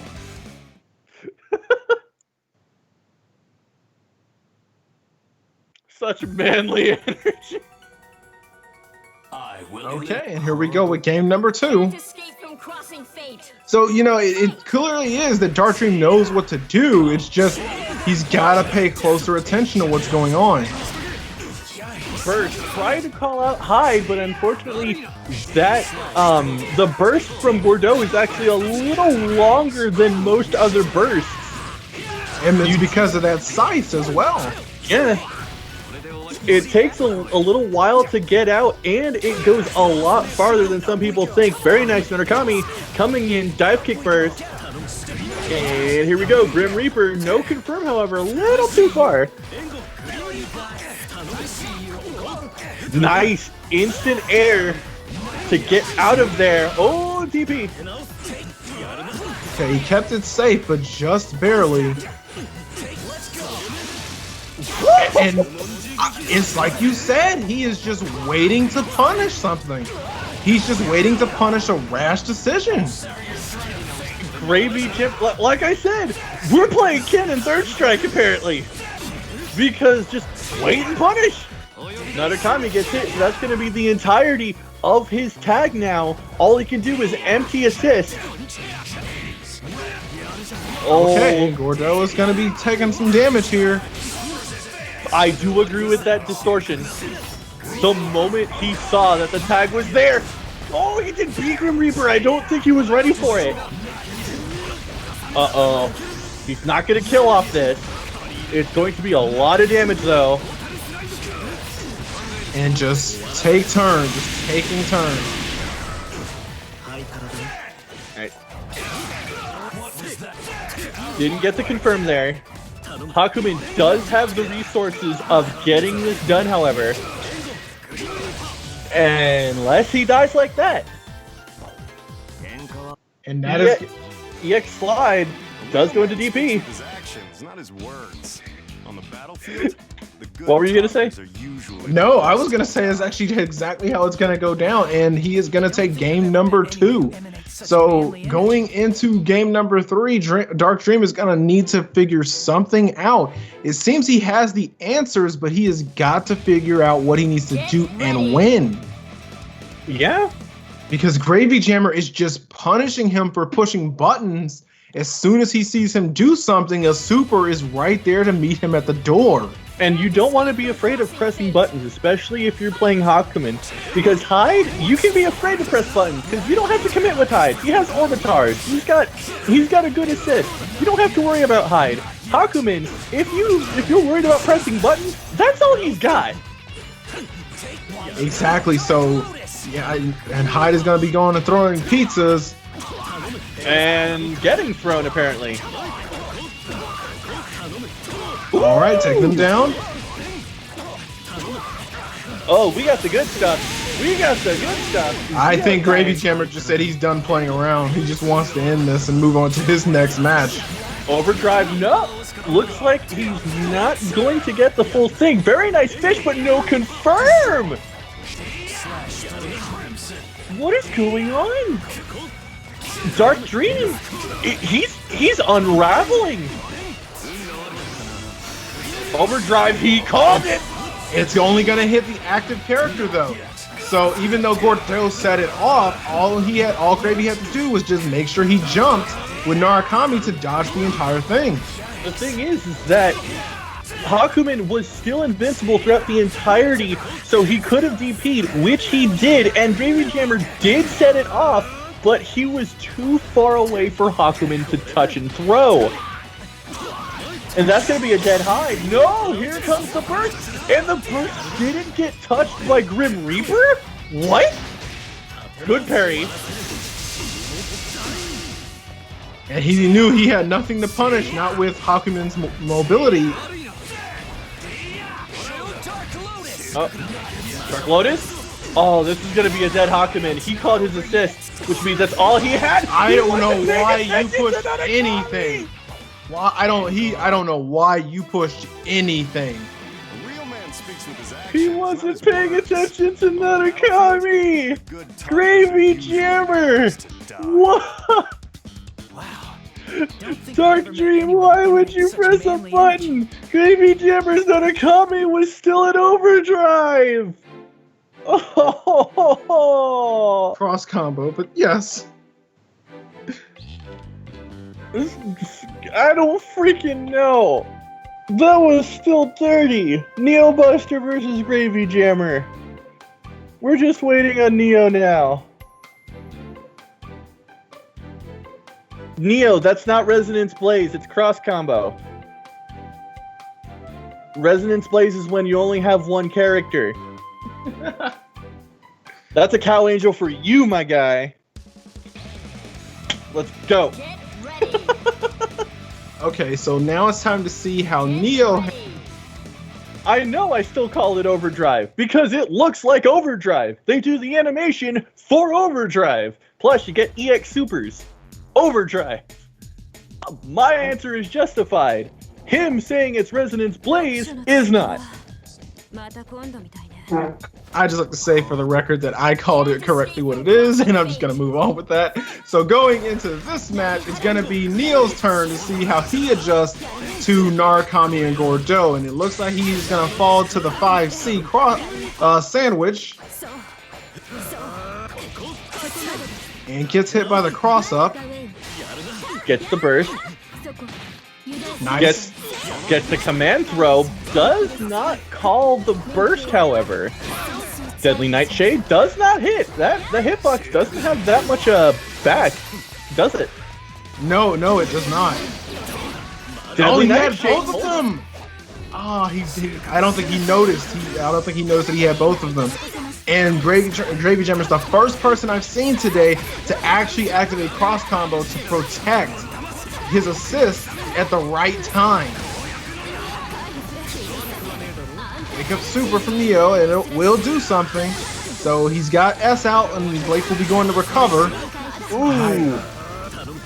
I do agree with that burst. Gordo was going to take something fierce there. Nice DP from Neo Buster. Called him out.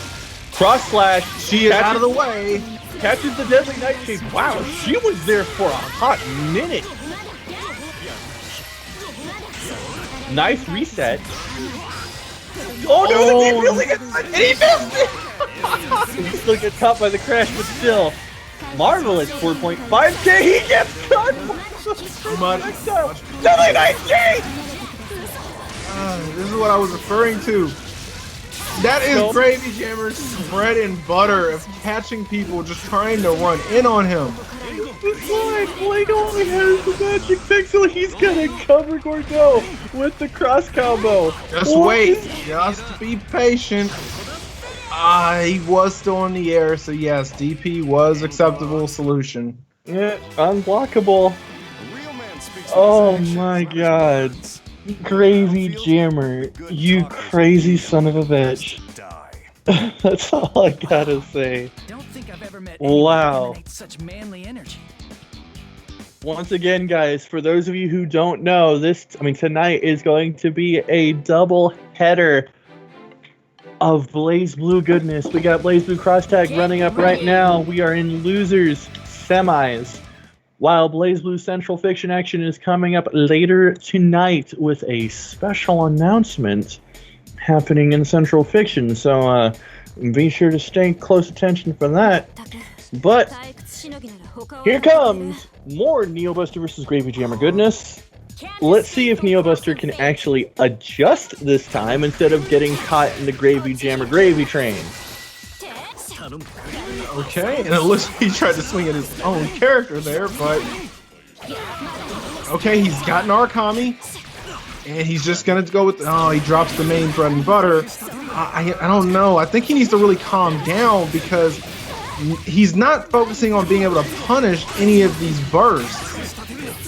Speaking of bursts, there's the punish, cross flash. Doesn't have the meter to tag in.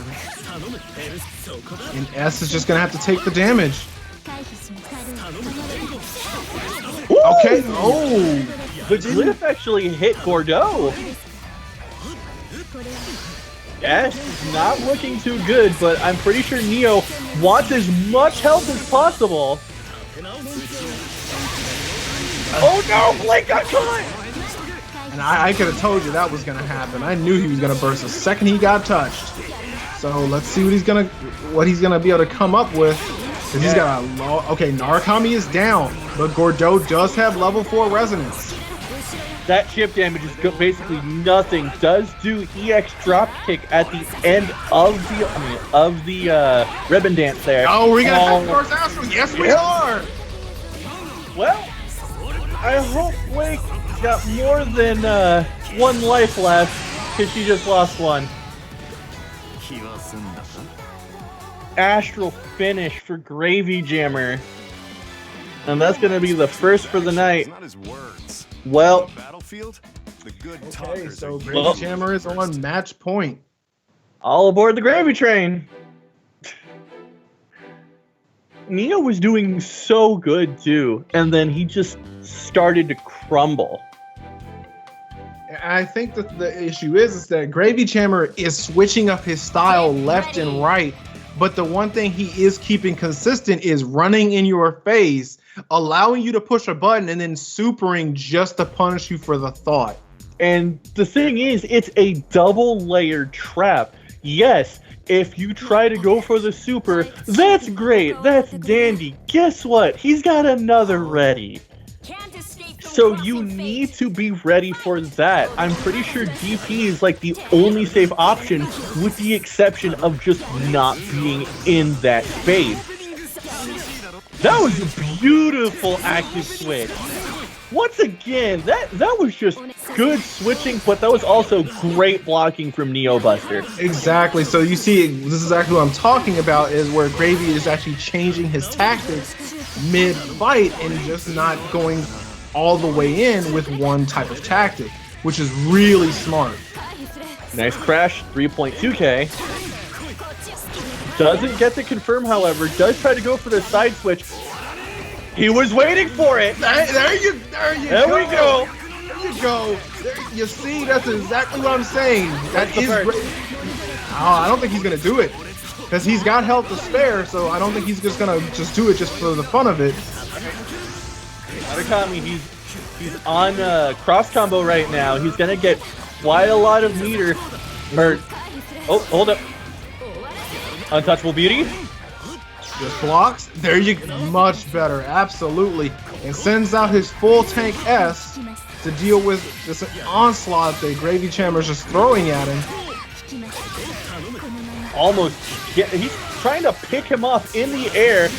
Zero time. He knew he was gonna press the button. Here comes the Gordo damage.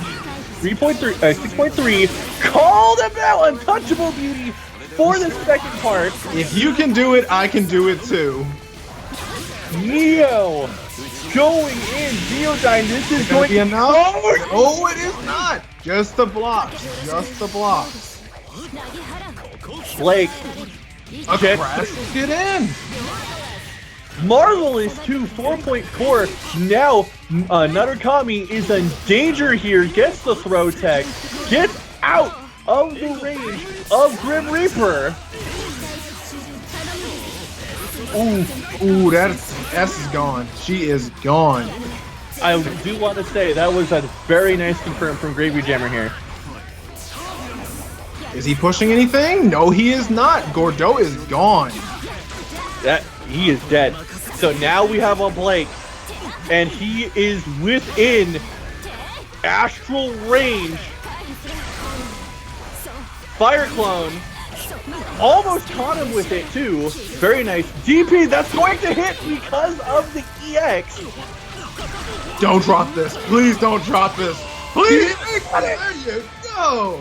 Neo Buster is alive and on the board. Signs of life, ladies and gentlemen. Signs of life. Oh, Buster on the very edge by the skin of his teeth. He will go by one. And he made all the necessary adjustments. It was a little rough, but he still figured out what was going on. Especially that blocking the entire cross combo at the beginning there, which was very well done. Hashtag risk it indeed. And he got the biscuit.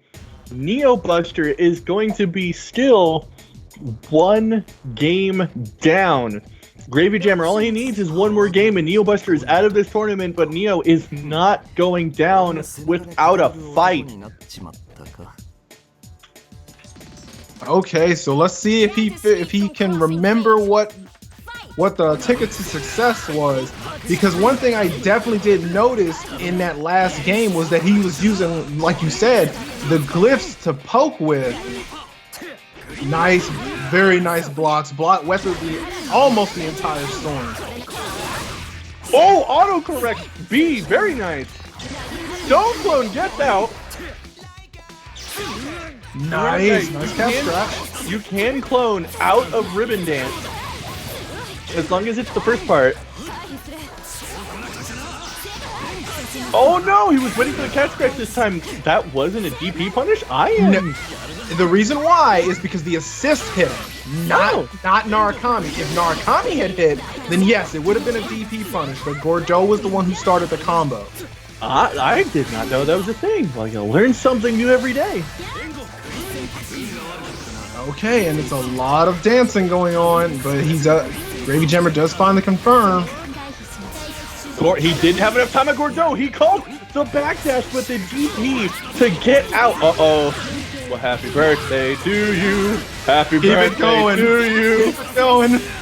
You look like a monkey and you smell like one too. And he takes the entire game due to one happy birthday. That is why happy birthdays are dangerous. Well, damn. Neo Buster. One wrong move. And all of a sudden, the boot is on the other foot. Now, the winner of this game eliminates the other. This is going to be a close match.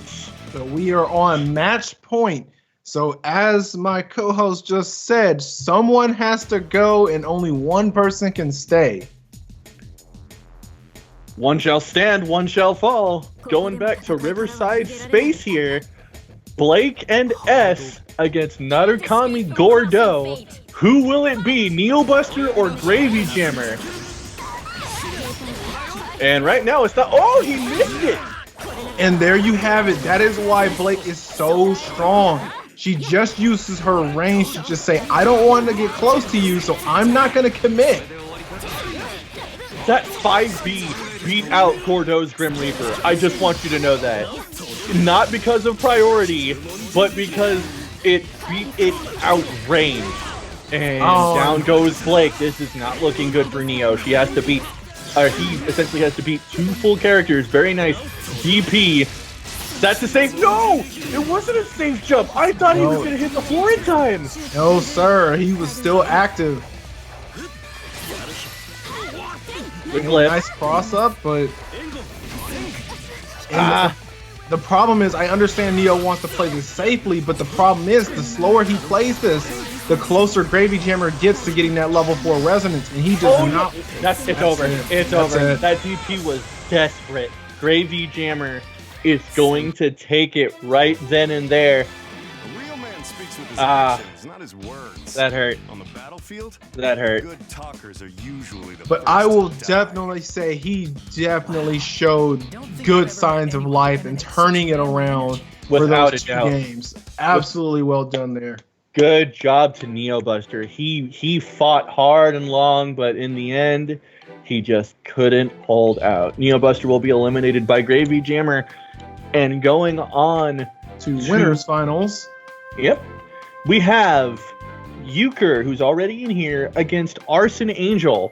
We have Euchre with his main Hazama and Ruby sitting standby going up against Arson Angel, who will be playing who I think is Kanji and Azrael. So yeah, he will not be changing characters here. Now, once again, in character matchup, I do believe that Euchre has the advantage here, character-wise.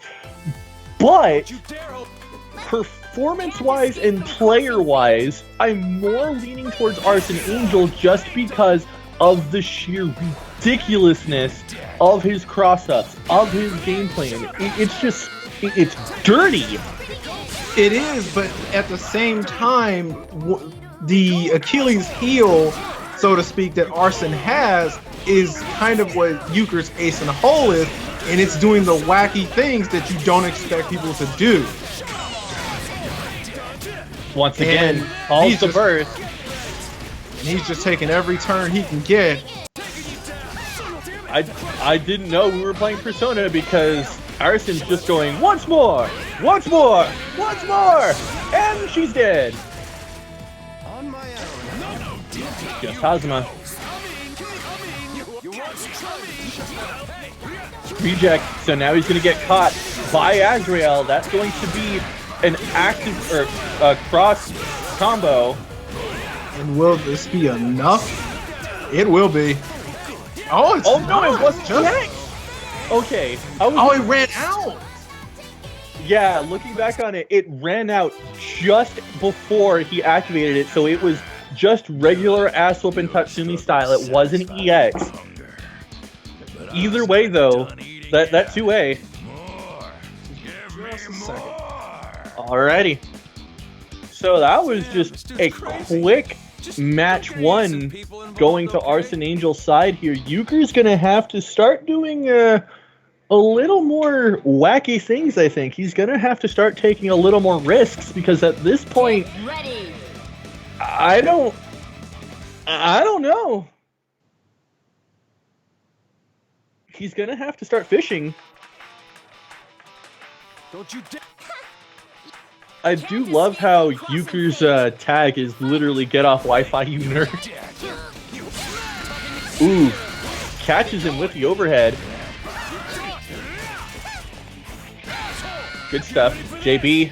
Or I'm sorry, JA. I'm used to that being JB. Very nice. Ruby's not really faring well in this matchup right here.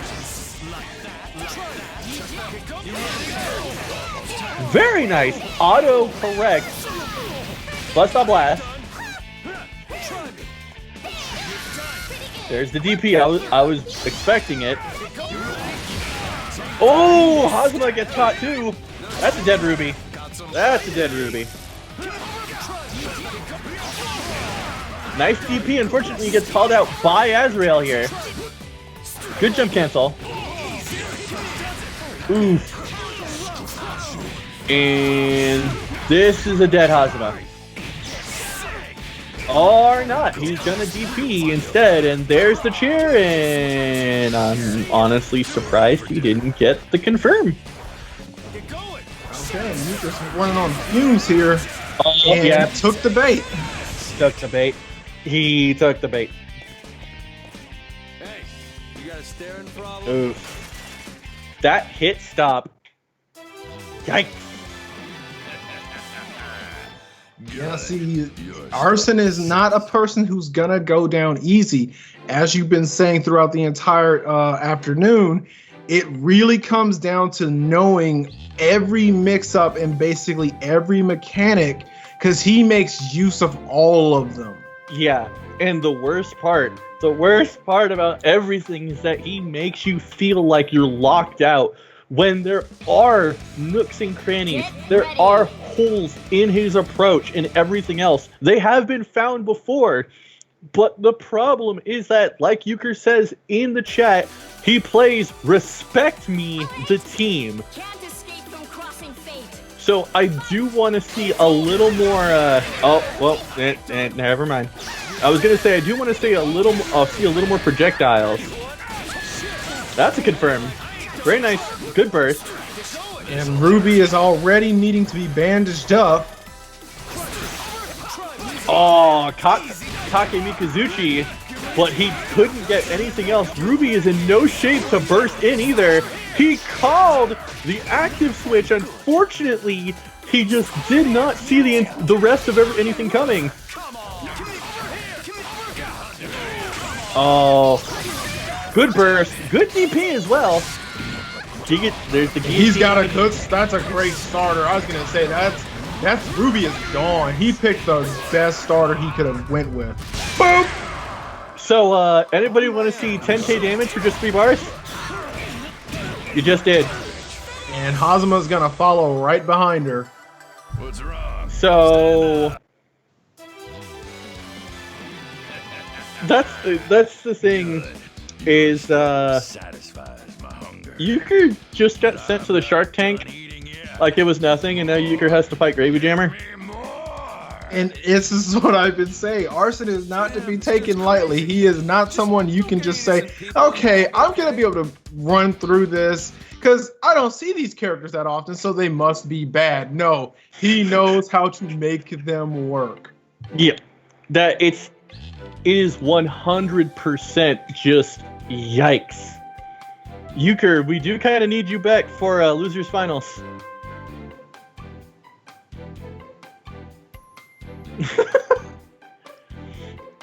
So,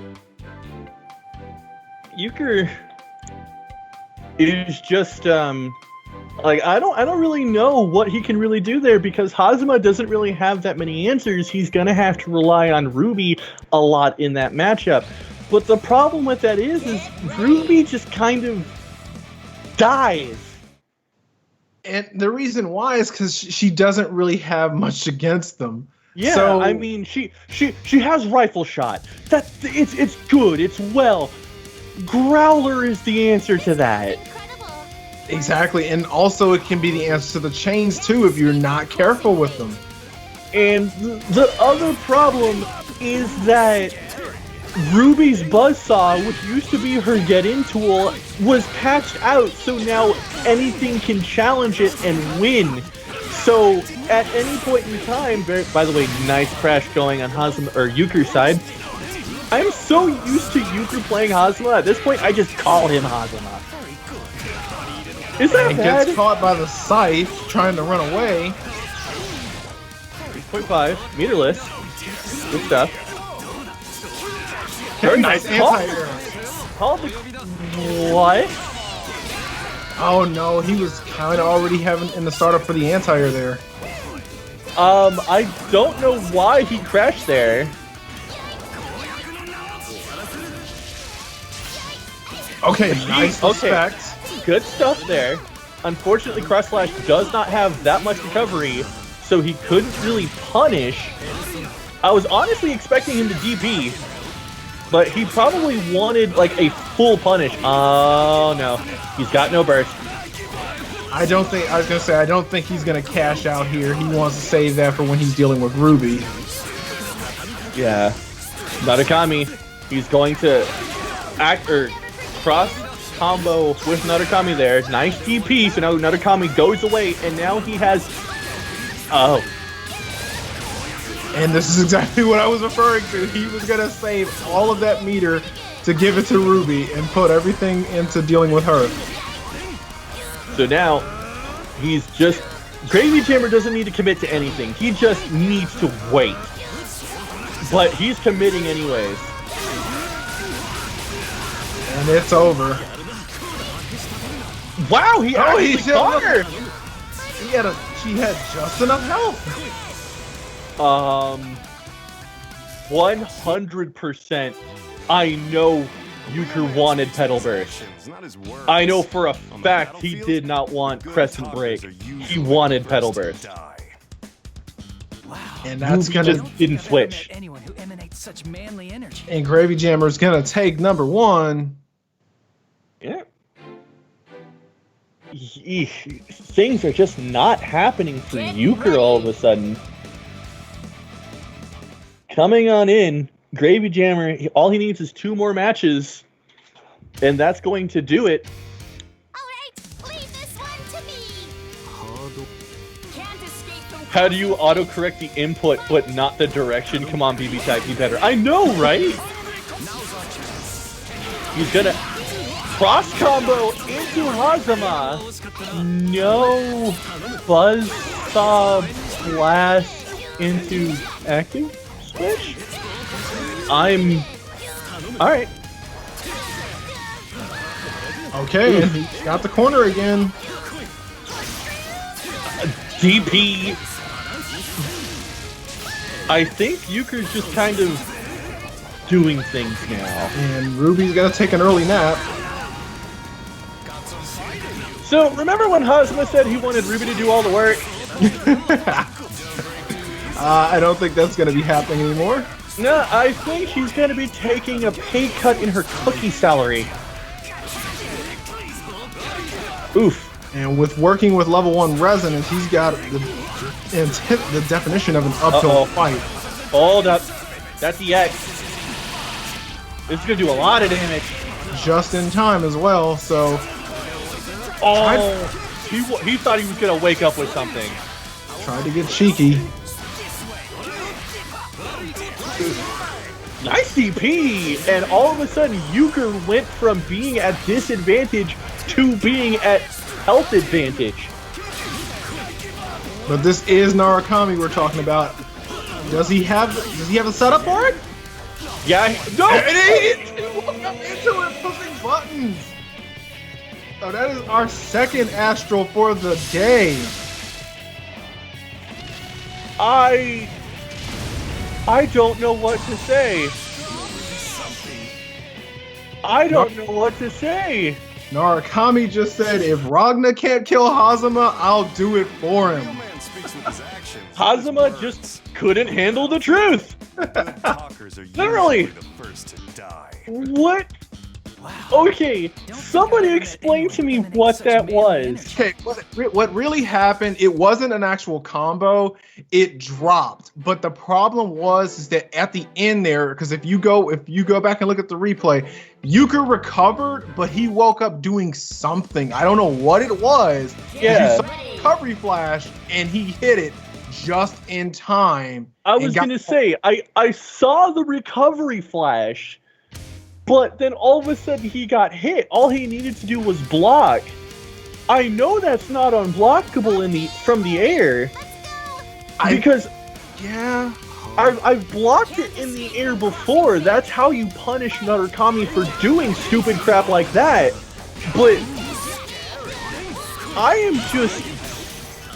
am shocked. I think the issue was that since it was during a combo, I guess he automatically assumed he was going to be hit by it. But going into game number 3 here, and Gravy Jammer is on match point.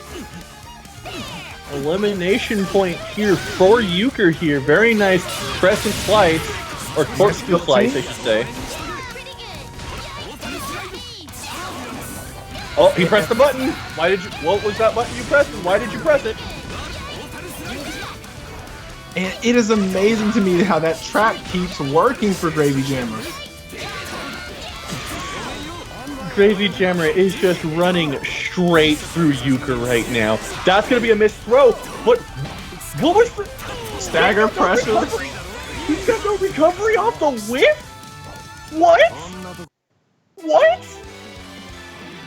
Okay, and Gravy Jammer's going to send him home. The good Hold talkers on. are usually the Hold first to on. die. Why did he have no recovery off of a whip throw? Such manly energy. Why? Why? That one I have actually no idea because it looks like stagger pressure to me. I saw the whiff throw because if you look closely, Gordo moves forward a little to get range for the throw. Yeah, I understand that, but even so, Gordo should not have like only one frame of recovery off of a whiffed throw. I mean, freaking what is it? Noelle has more recovery off of a whiff throw, and she can do combos off of a whiff throw. Get ready. Okay, but we're going to be going into grand finals now. And it's going to be Arson Angel versus Gravy Jammer, and we've seen what both these players are capable of. Yeah, especially considering that Gravy Jammer was the reason, or Arson Angel was the reason why Gravy Jammer was put in the first place, but Gravy Jammer, with the character switch from Narukami to Kanji? I don't think that's a good idea. I gotta agree with you. I think Narukami is gonna be kind of... Yes! Oh, The T-Mig! no. The crash. That was a marvelous. He knows the timing there. He gets him caught in the air. Tries to crash again. DP, no problem bursting. Okay, so Angel has no oh my, oh wow, he knows what he is doing.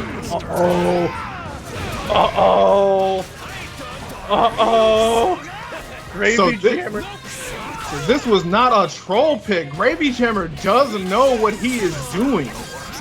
Whether or not this is his true team or a pocket, we are definitely seeing matchup knowledge here tonight. Throw tech, he called the EX tech throw. What is going on? That's EXS whooping. And it just looks like he's just got something to prove here. I think he does, because Arson was the person who knocked him down in the first place.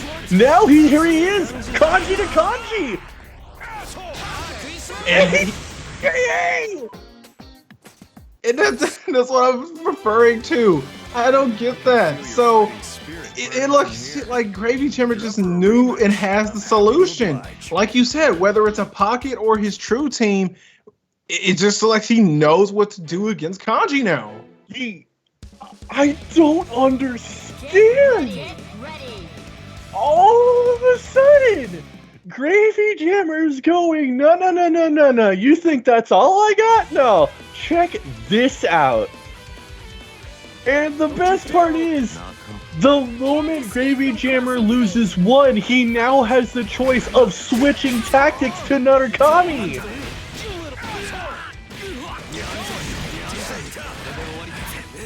Okay, so let's see how he handles with Azrael, because he knows what to do against Kanji. Let's see if he can know exactly what to do to deal with the Azrael play. Ooh. Table flip. Combo confirm. Sentinel dump. Okay, 5.8. 5.8, my bad. He called an assist, or he called a DP, so he couldn't do anything. He couldn't DP there either. Kanji may be a tough guy, but even he can't take that one straight to the face. Nice throw. And we're just seeing a complete opposite of the first game. Arson is not to be messed with. He is not afraid here. Uh-oh.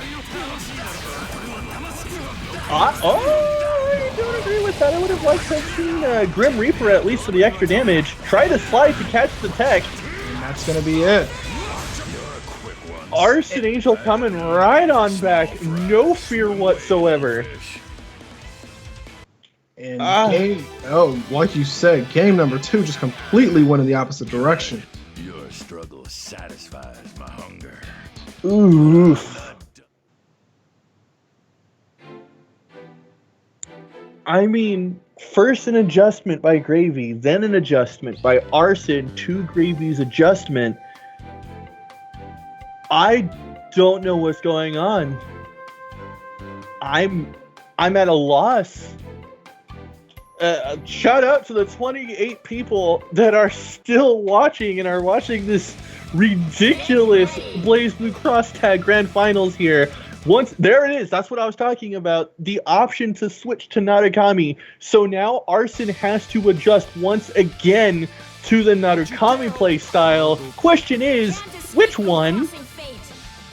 That is true. So again, he already had to deal with this team before, and he had the answers. But as he just had to deal with the kanji, it's going to be good to see if he can, remember what was the method for success the first time. It was only one game, however, so at least he does know and does remember how this matchup goes. But once again, like you said before, he does like to switch things up here. EX Cool Attack did not reach, does get called out by Azrael. And Narukami's just taking the beating. Oof. I mean, I know he's the whipping boy of Inaba, but I didn't think it was this bad. Oh, and he just dashed around him. EX Blackhawk Stinger. The chair. I thought the chair would kill him. I'm not sure what you were trying to do there. I don't know why you tried to press Blackhawk Stinger when that was a throw, but alright, if you want. Good crash. Gravy Jammer, however, no more recovery. He's got full meter. And goes for the old-fashioned setup. Where are you looking? You're looking at Azrael? No. You should have been looking at me. Okay, so Arson Angel is on tournament points. Arson Angel just needs to win one more, whereas Gravy Jammer needs 2 more for a reset. Arson Angel looking to put this one to bed right here, right now.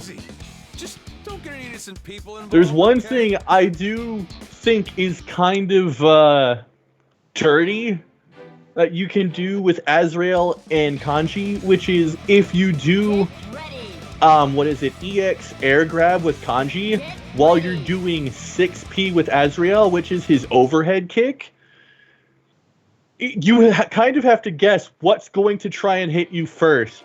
Exactly. Kanji's throw or Azrael's overhead kick.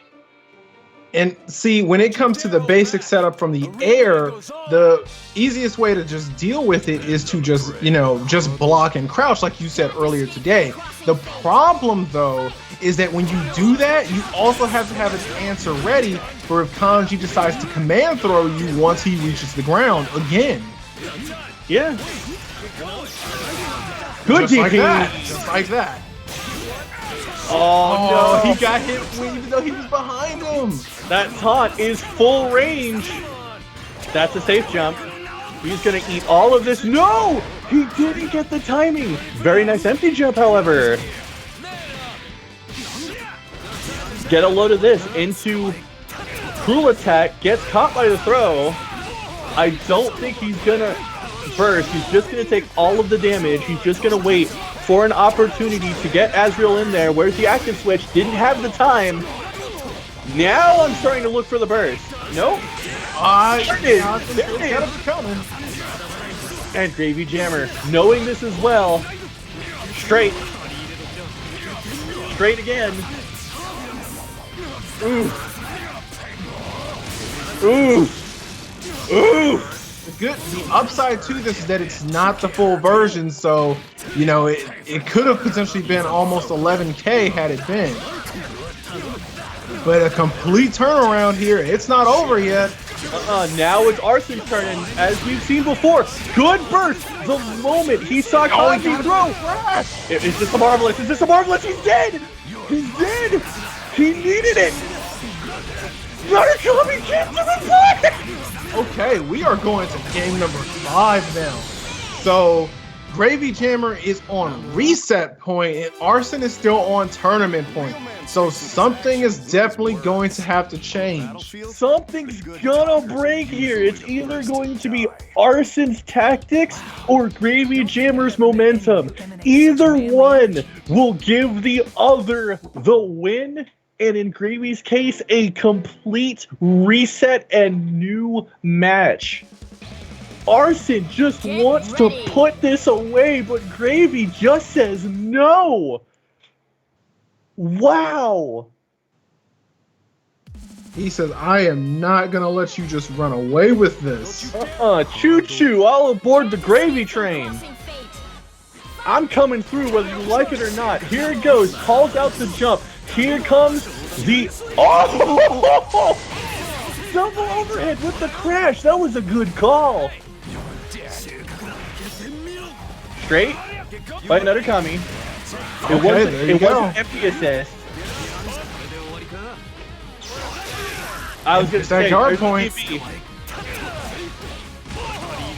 Early burst, or he's just gonna take the damage? No, he's just gonna take the damage. Yeah, I would just recommend it as well. You know, the damage isn't gonna be that much. Bro. Now I'm gonna look for the burst. There it is. And so was he. Gravy Jammer. All the answers. Oh no. He's looking for it. He's looking for it. Was this EX? No, he ran out just in time again. Still 8.8. This man!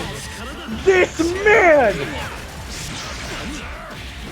He's got the active switch, so Azrael's going to be getting some health back really quickly. Cross combo. That's not a true overhead. And DP's through it. Okay, he actually saw Gravy Jammer's trick. Oh no, it's a confirm. It's a confirm. He doesn't have the meter to tag. Speaking of no meter to tag, he got hit, so now he doesn't have anything to work with. Arson only has a level 3 resonance, and Gravy is just waiting him out, not really committing. Very nice throw, just as I said that. Oh boy. Oh buddy. That was far enough. That cross slash has range. Oh, he's right in range. Uh-oh. That's a throw counter. This is going to be a lot of damage all the way to the corner. 5.3. DP, no fear, no fear. Arson is just throwing it all away here. He doesn't care. DP. And he got him with it again. The button. Gravy. Oh, A DP. Oh no, it wasn't DP. He tried to go for I gotcha. Hang on, let me look at that again. he caught him just at the end. Gravy Jammer. Speaking of no fear, 2A. That is a reset bracket. And you know Arson has got to be pissed. He was so close. And he let victory slip through his fingers like sand. Oh. Reset bracket. Arson is now in losers, and Gravy Jammer is right where he wants to be. Crossing fate. The gravy train's coming. As you said, so it is gonna be a reset bracket. So whoever reaches the 3-win count first is gonna be our tournament for today. Okay, goes again. Just okay. There's that guard point that we've been seeing. That's what I was talking about. I do agree with that burst, however. He got out of the situation, and now Arson can't do anything. He can't burst. That was his assist. So you are too quick on the trigger. Oh, again? Good throw. Take him down. Dual attack? No, he doesn't want to. He wants to get the distance for the switch. Great burst there. Gordo now has time to recover. Unfortunately, this is going to hurt quite a bit for Narukami. 5.7, meterless. You know Azrael isn't who Gravy wants. You know. Absolutely not. And there's no way. Uh-oh. No, he wanted to. He was actually aiming for Narukami on purpose, or at least to get out of that what he thought was the corner. I was gonna say, yeah. can't burst Takagi because he knows the moment. He teammates back. He teammates back. Goes for the assimilation, but he misses. He is not afraid. He is not afraid. This man. Gravy Jammer demands your respect. The good talkers are My God. Wow. Don't think I've ever met anyone who Gravy Jammer takes the first point of the reset. Oh, Arson Angel. And no breaks, going right back into it. Ready. You know Arson is now fuming, getting a taste of his own teabagging medicine. Don't you dare! There will be no intros played on this night. And he caught him! He knew he was going in the air. He was just ready for it. He's pissed. Oh, hold up. He might be pissed, but Gravy Jammer still doesn't care. This man. Oh, hold up. Arson going on in. He wants the damage. And he comes right back to it. Arson. Teabagging right back. I don't know why he was trying to press buttons there, knowing Grim Reaper has a wide hitbox. Almost a confirm there. Not afraid to press buttons. Gravy Jammer going on in. Once again, electric slide burst by Arson, trying to get Azrael out of there, and now Gravy Jammer, sorry about that. Gravy Jammer going in with his own burst. GP calls it out, but that is not a confirm! ZO9! Oh, okay. Gets the guard point. Okay, gets the switch. If he doesn't drop it. Yeah, Blackhawk Stinger. Just, and he blocked Narukami, but he wasn't ready for him to come in.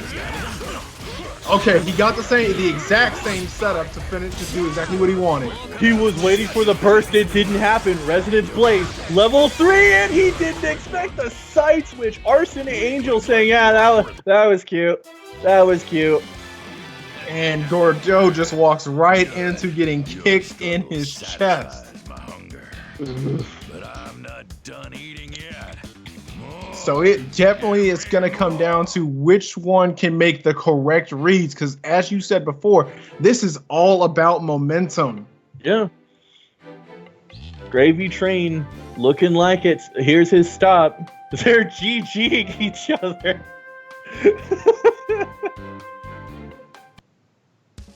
Oh man. Get ready. Gordo and you versus Azrael and Kanji. I did not think this is the grand finals we were gonna have, but by God, is this entertaining. Don't you dare. Okay, so here we go with game number 3 of the reset. He's blocking. I don't think he noticed it. Oh, he just grabbed. He still comboed off of Narukami's Izanagi? Off the grab? Okay, he got the crash, but what is really going to be telling is how Arson deals with the fact that he's not getting any health back, because since that was a cross combo, he does not get any recoverable HP from that. He doesn't have the meter to really do the second fold. He was waiting for it. He was waiting for the DP. Speaking of DP, there it is. Gets the crash. That's not punishable there. Gordo and Azrael really fighting it out. Towards in the background. He was waiting for the burst. Oh, God. The cross up. Got the DP to deal with the burst. I do not agree with that burst. Gordo's going to die for it now. No, he didn't think he would actually see it. So it was probably best well timed, but it's just, it wasn't really something he should have went and done. Gustav didn't hit. Okay, cross slash, try to put as much on the board before resonance ends. Slash EX too, so that's going to be a little more damage. He called it! And wait, the chair can stop that? It can if cross slash touches before the chair gets hit. It's super situational. Try to go for the throw. EX cool attack does not work. Okay, it's gonna come down to who gets hit first. Okay, Gravy Jammer is out of resources. That's going to be a resonance cancel there. EX ass whooping Tatsumi style, and now he's gonna get the corner too. He's already jumping. He is already jumping, but he doesn't have the meter to finish it. So he's gonna. What's the mix up? DP. This is gonna be close. What's he looking for? He's going face the double down. So it's gonna just start all over again. It's gonna start all over again. I don't believe it! I don't believe it! I don't believe it! Okay, and Arson Angel's already starting to play his game first. Putting 8.7 on the board. And gets the cross up to mess with his inputs. That's the DP punish. He's not going to be able to get too much off here. Crossed up his cross up! What? There's the guard point.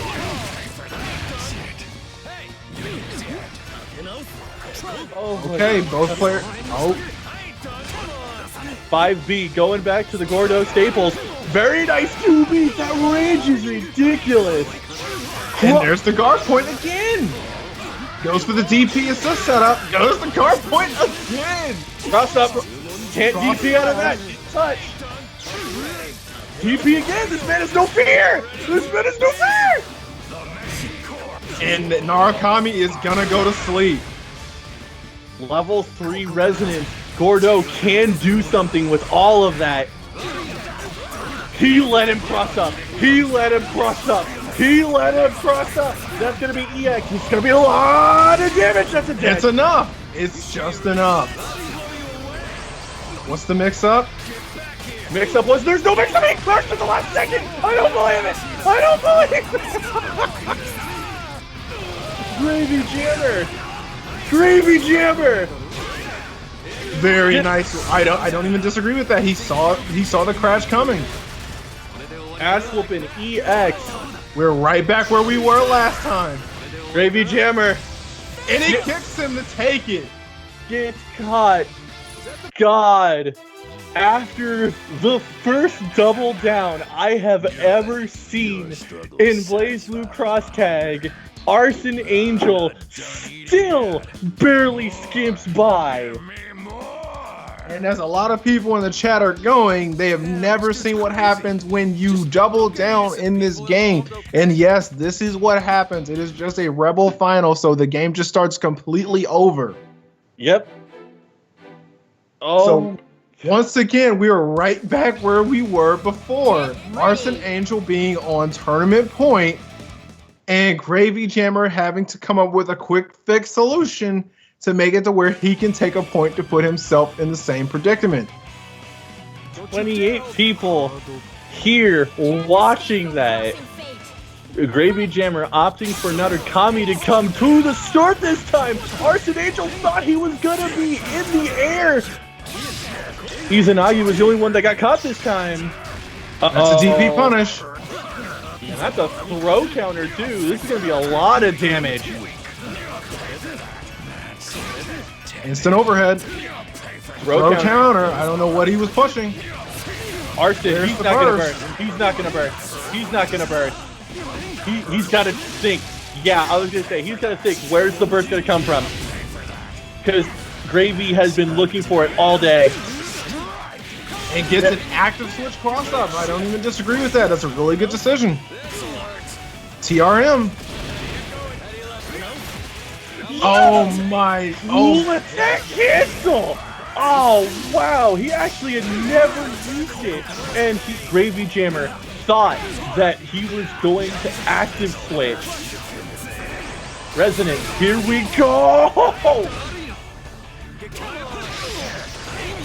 That's a DP punish. That's a DP punish. This is gonna hurt so much. This is gonna hurt so much. And that's what, 13? 13.7. Oh, he woke up with a button. He woke up with super. What was that button and why'd you press it? What was that button and why'd you press it? DP because you were in the air to take it home. That's going to do it. Gravy Jammer fought well, fought hard, but unfortunately Arson Angel is just going to take it off of DP anti-air. Good stuff from both players. That was definitely a match as worthy of being grand finals for sure. Oh, without a doubt.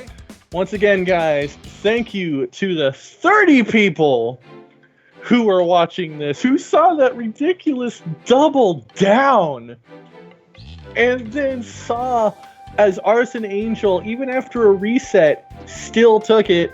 I guess the AniClash curse strikes again.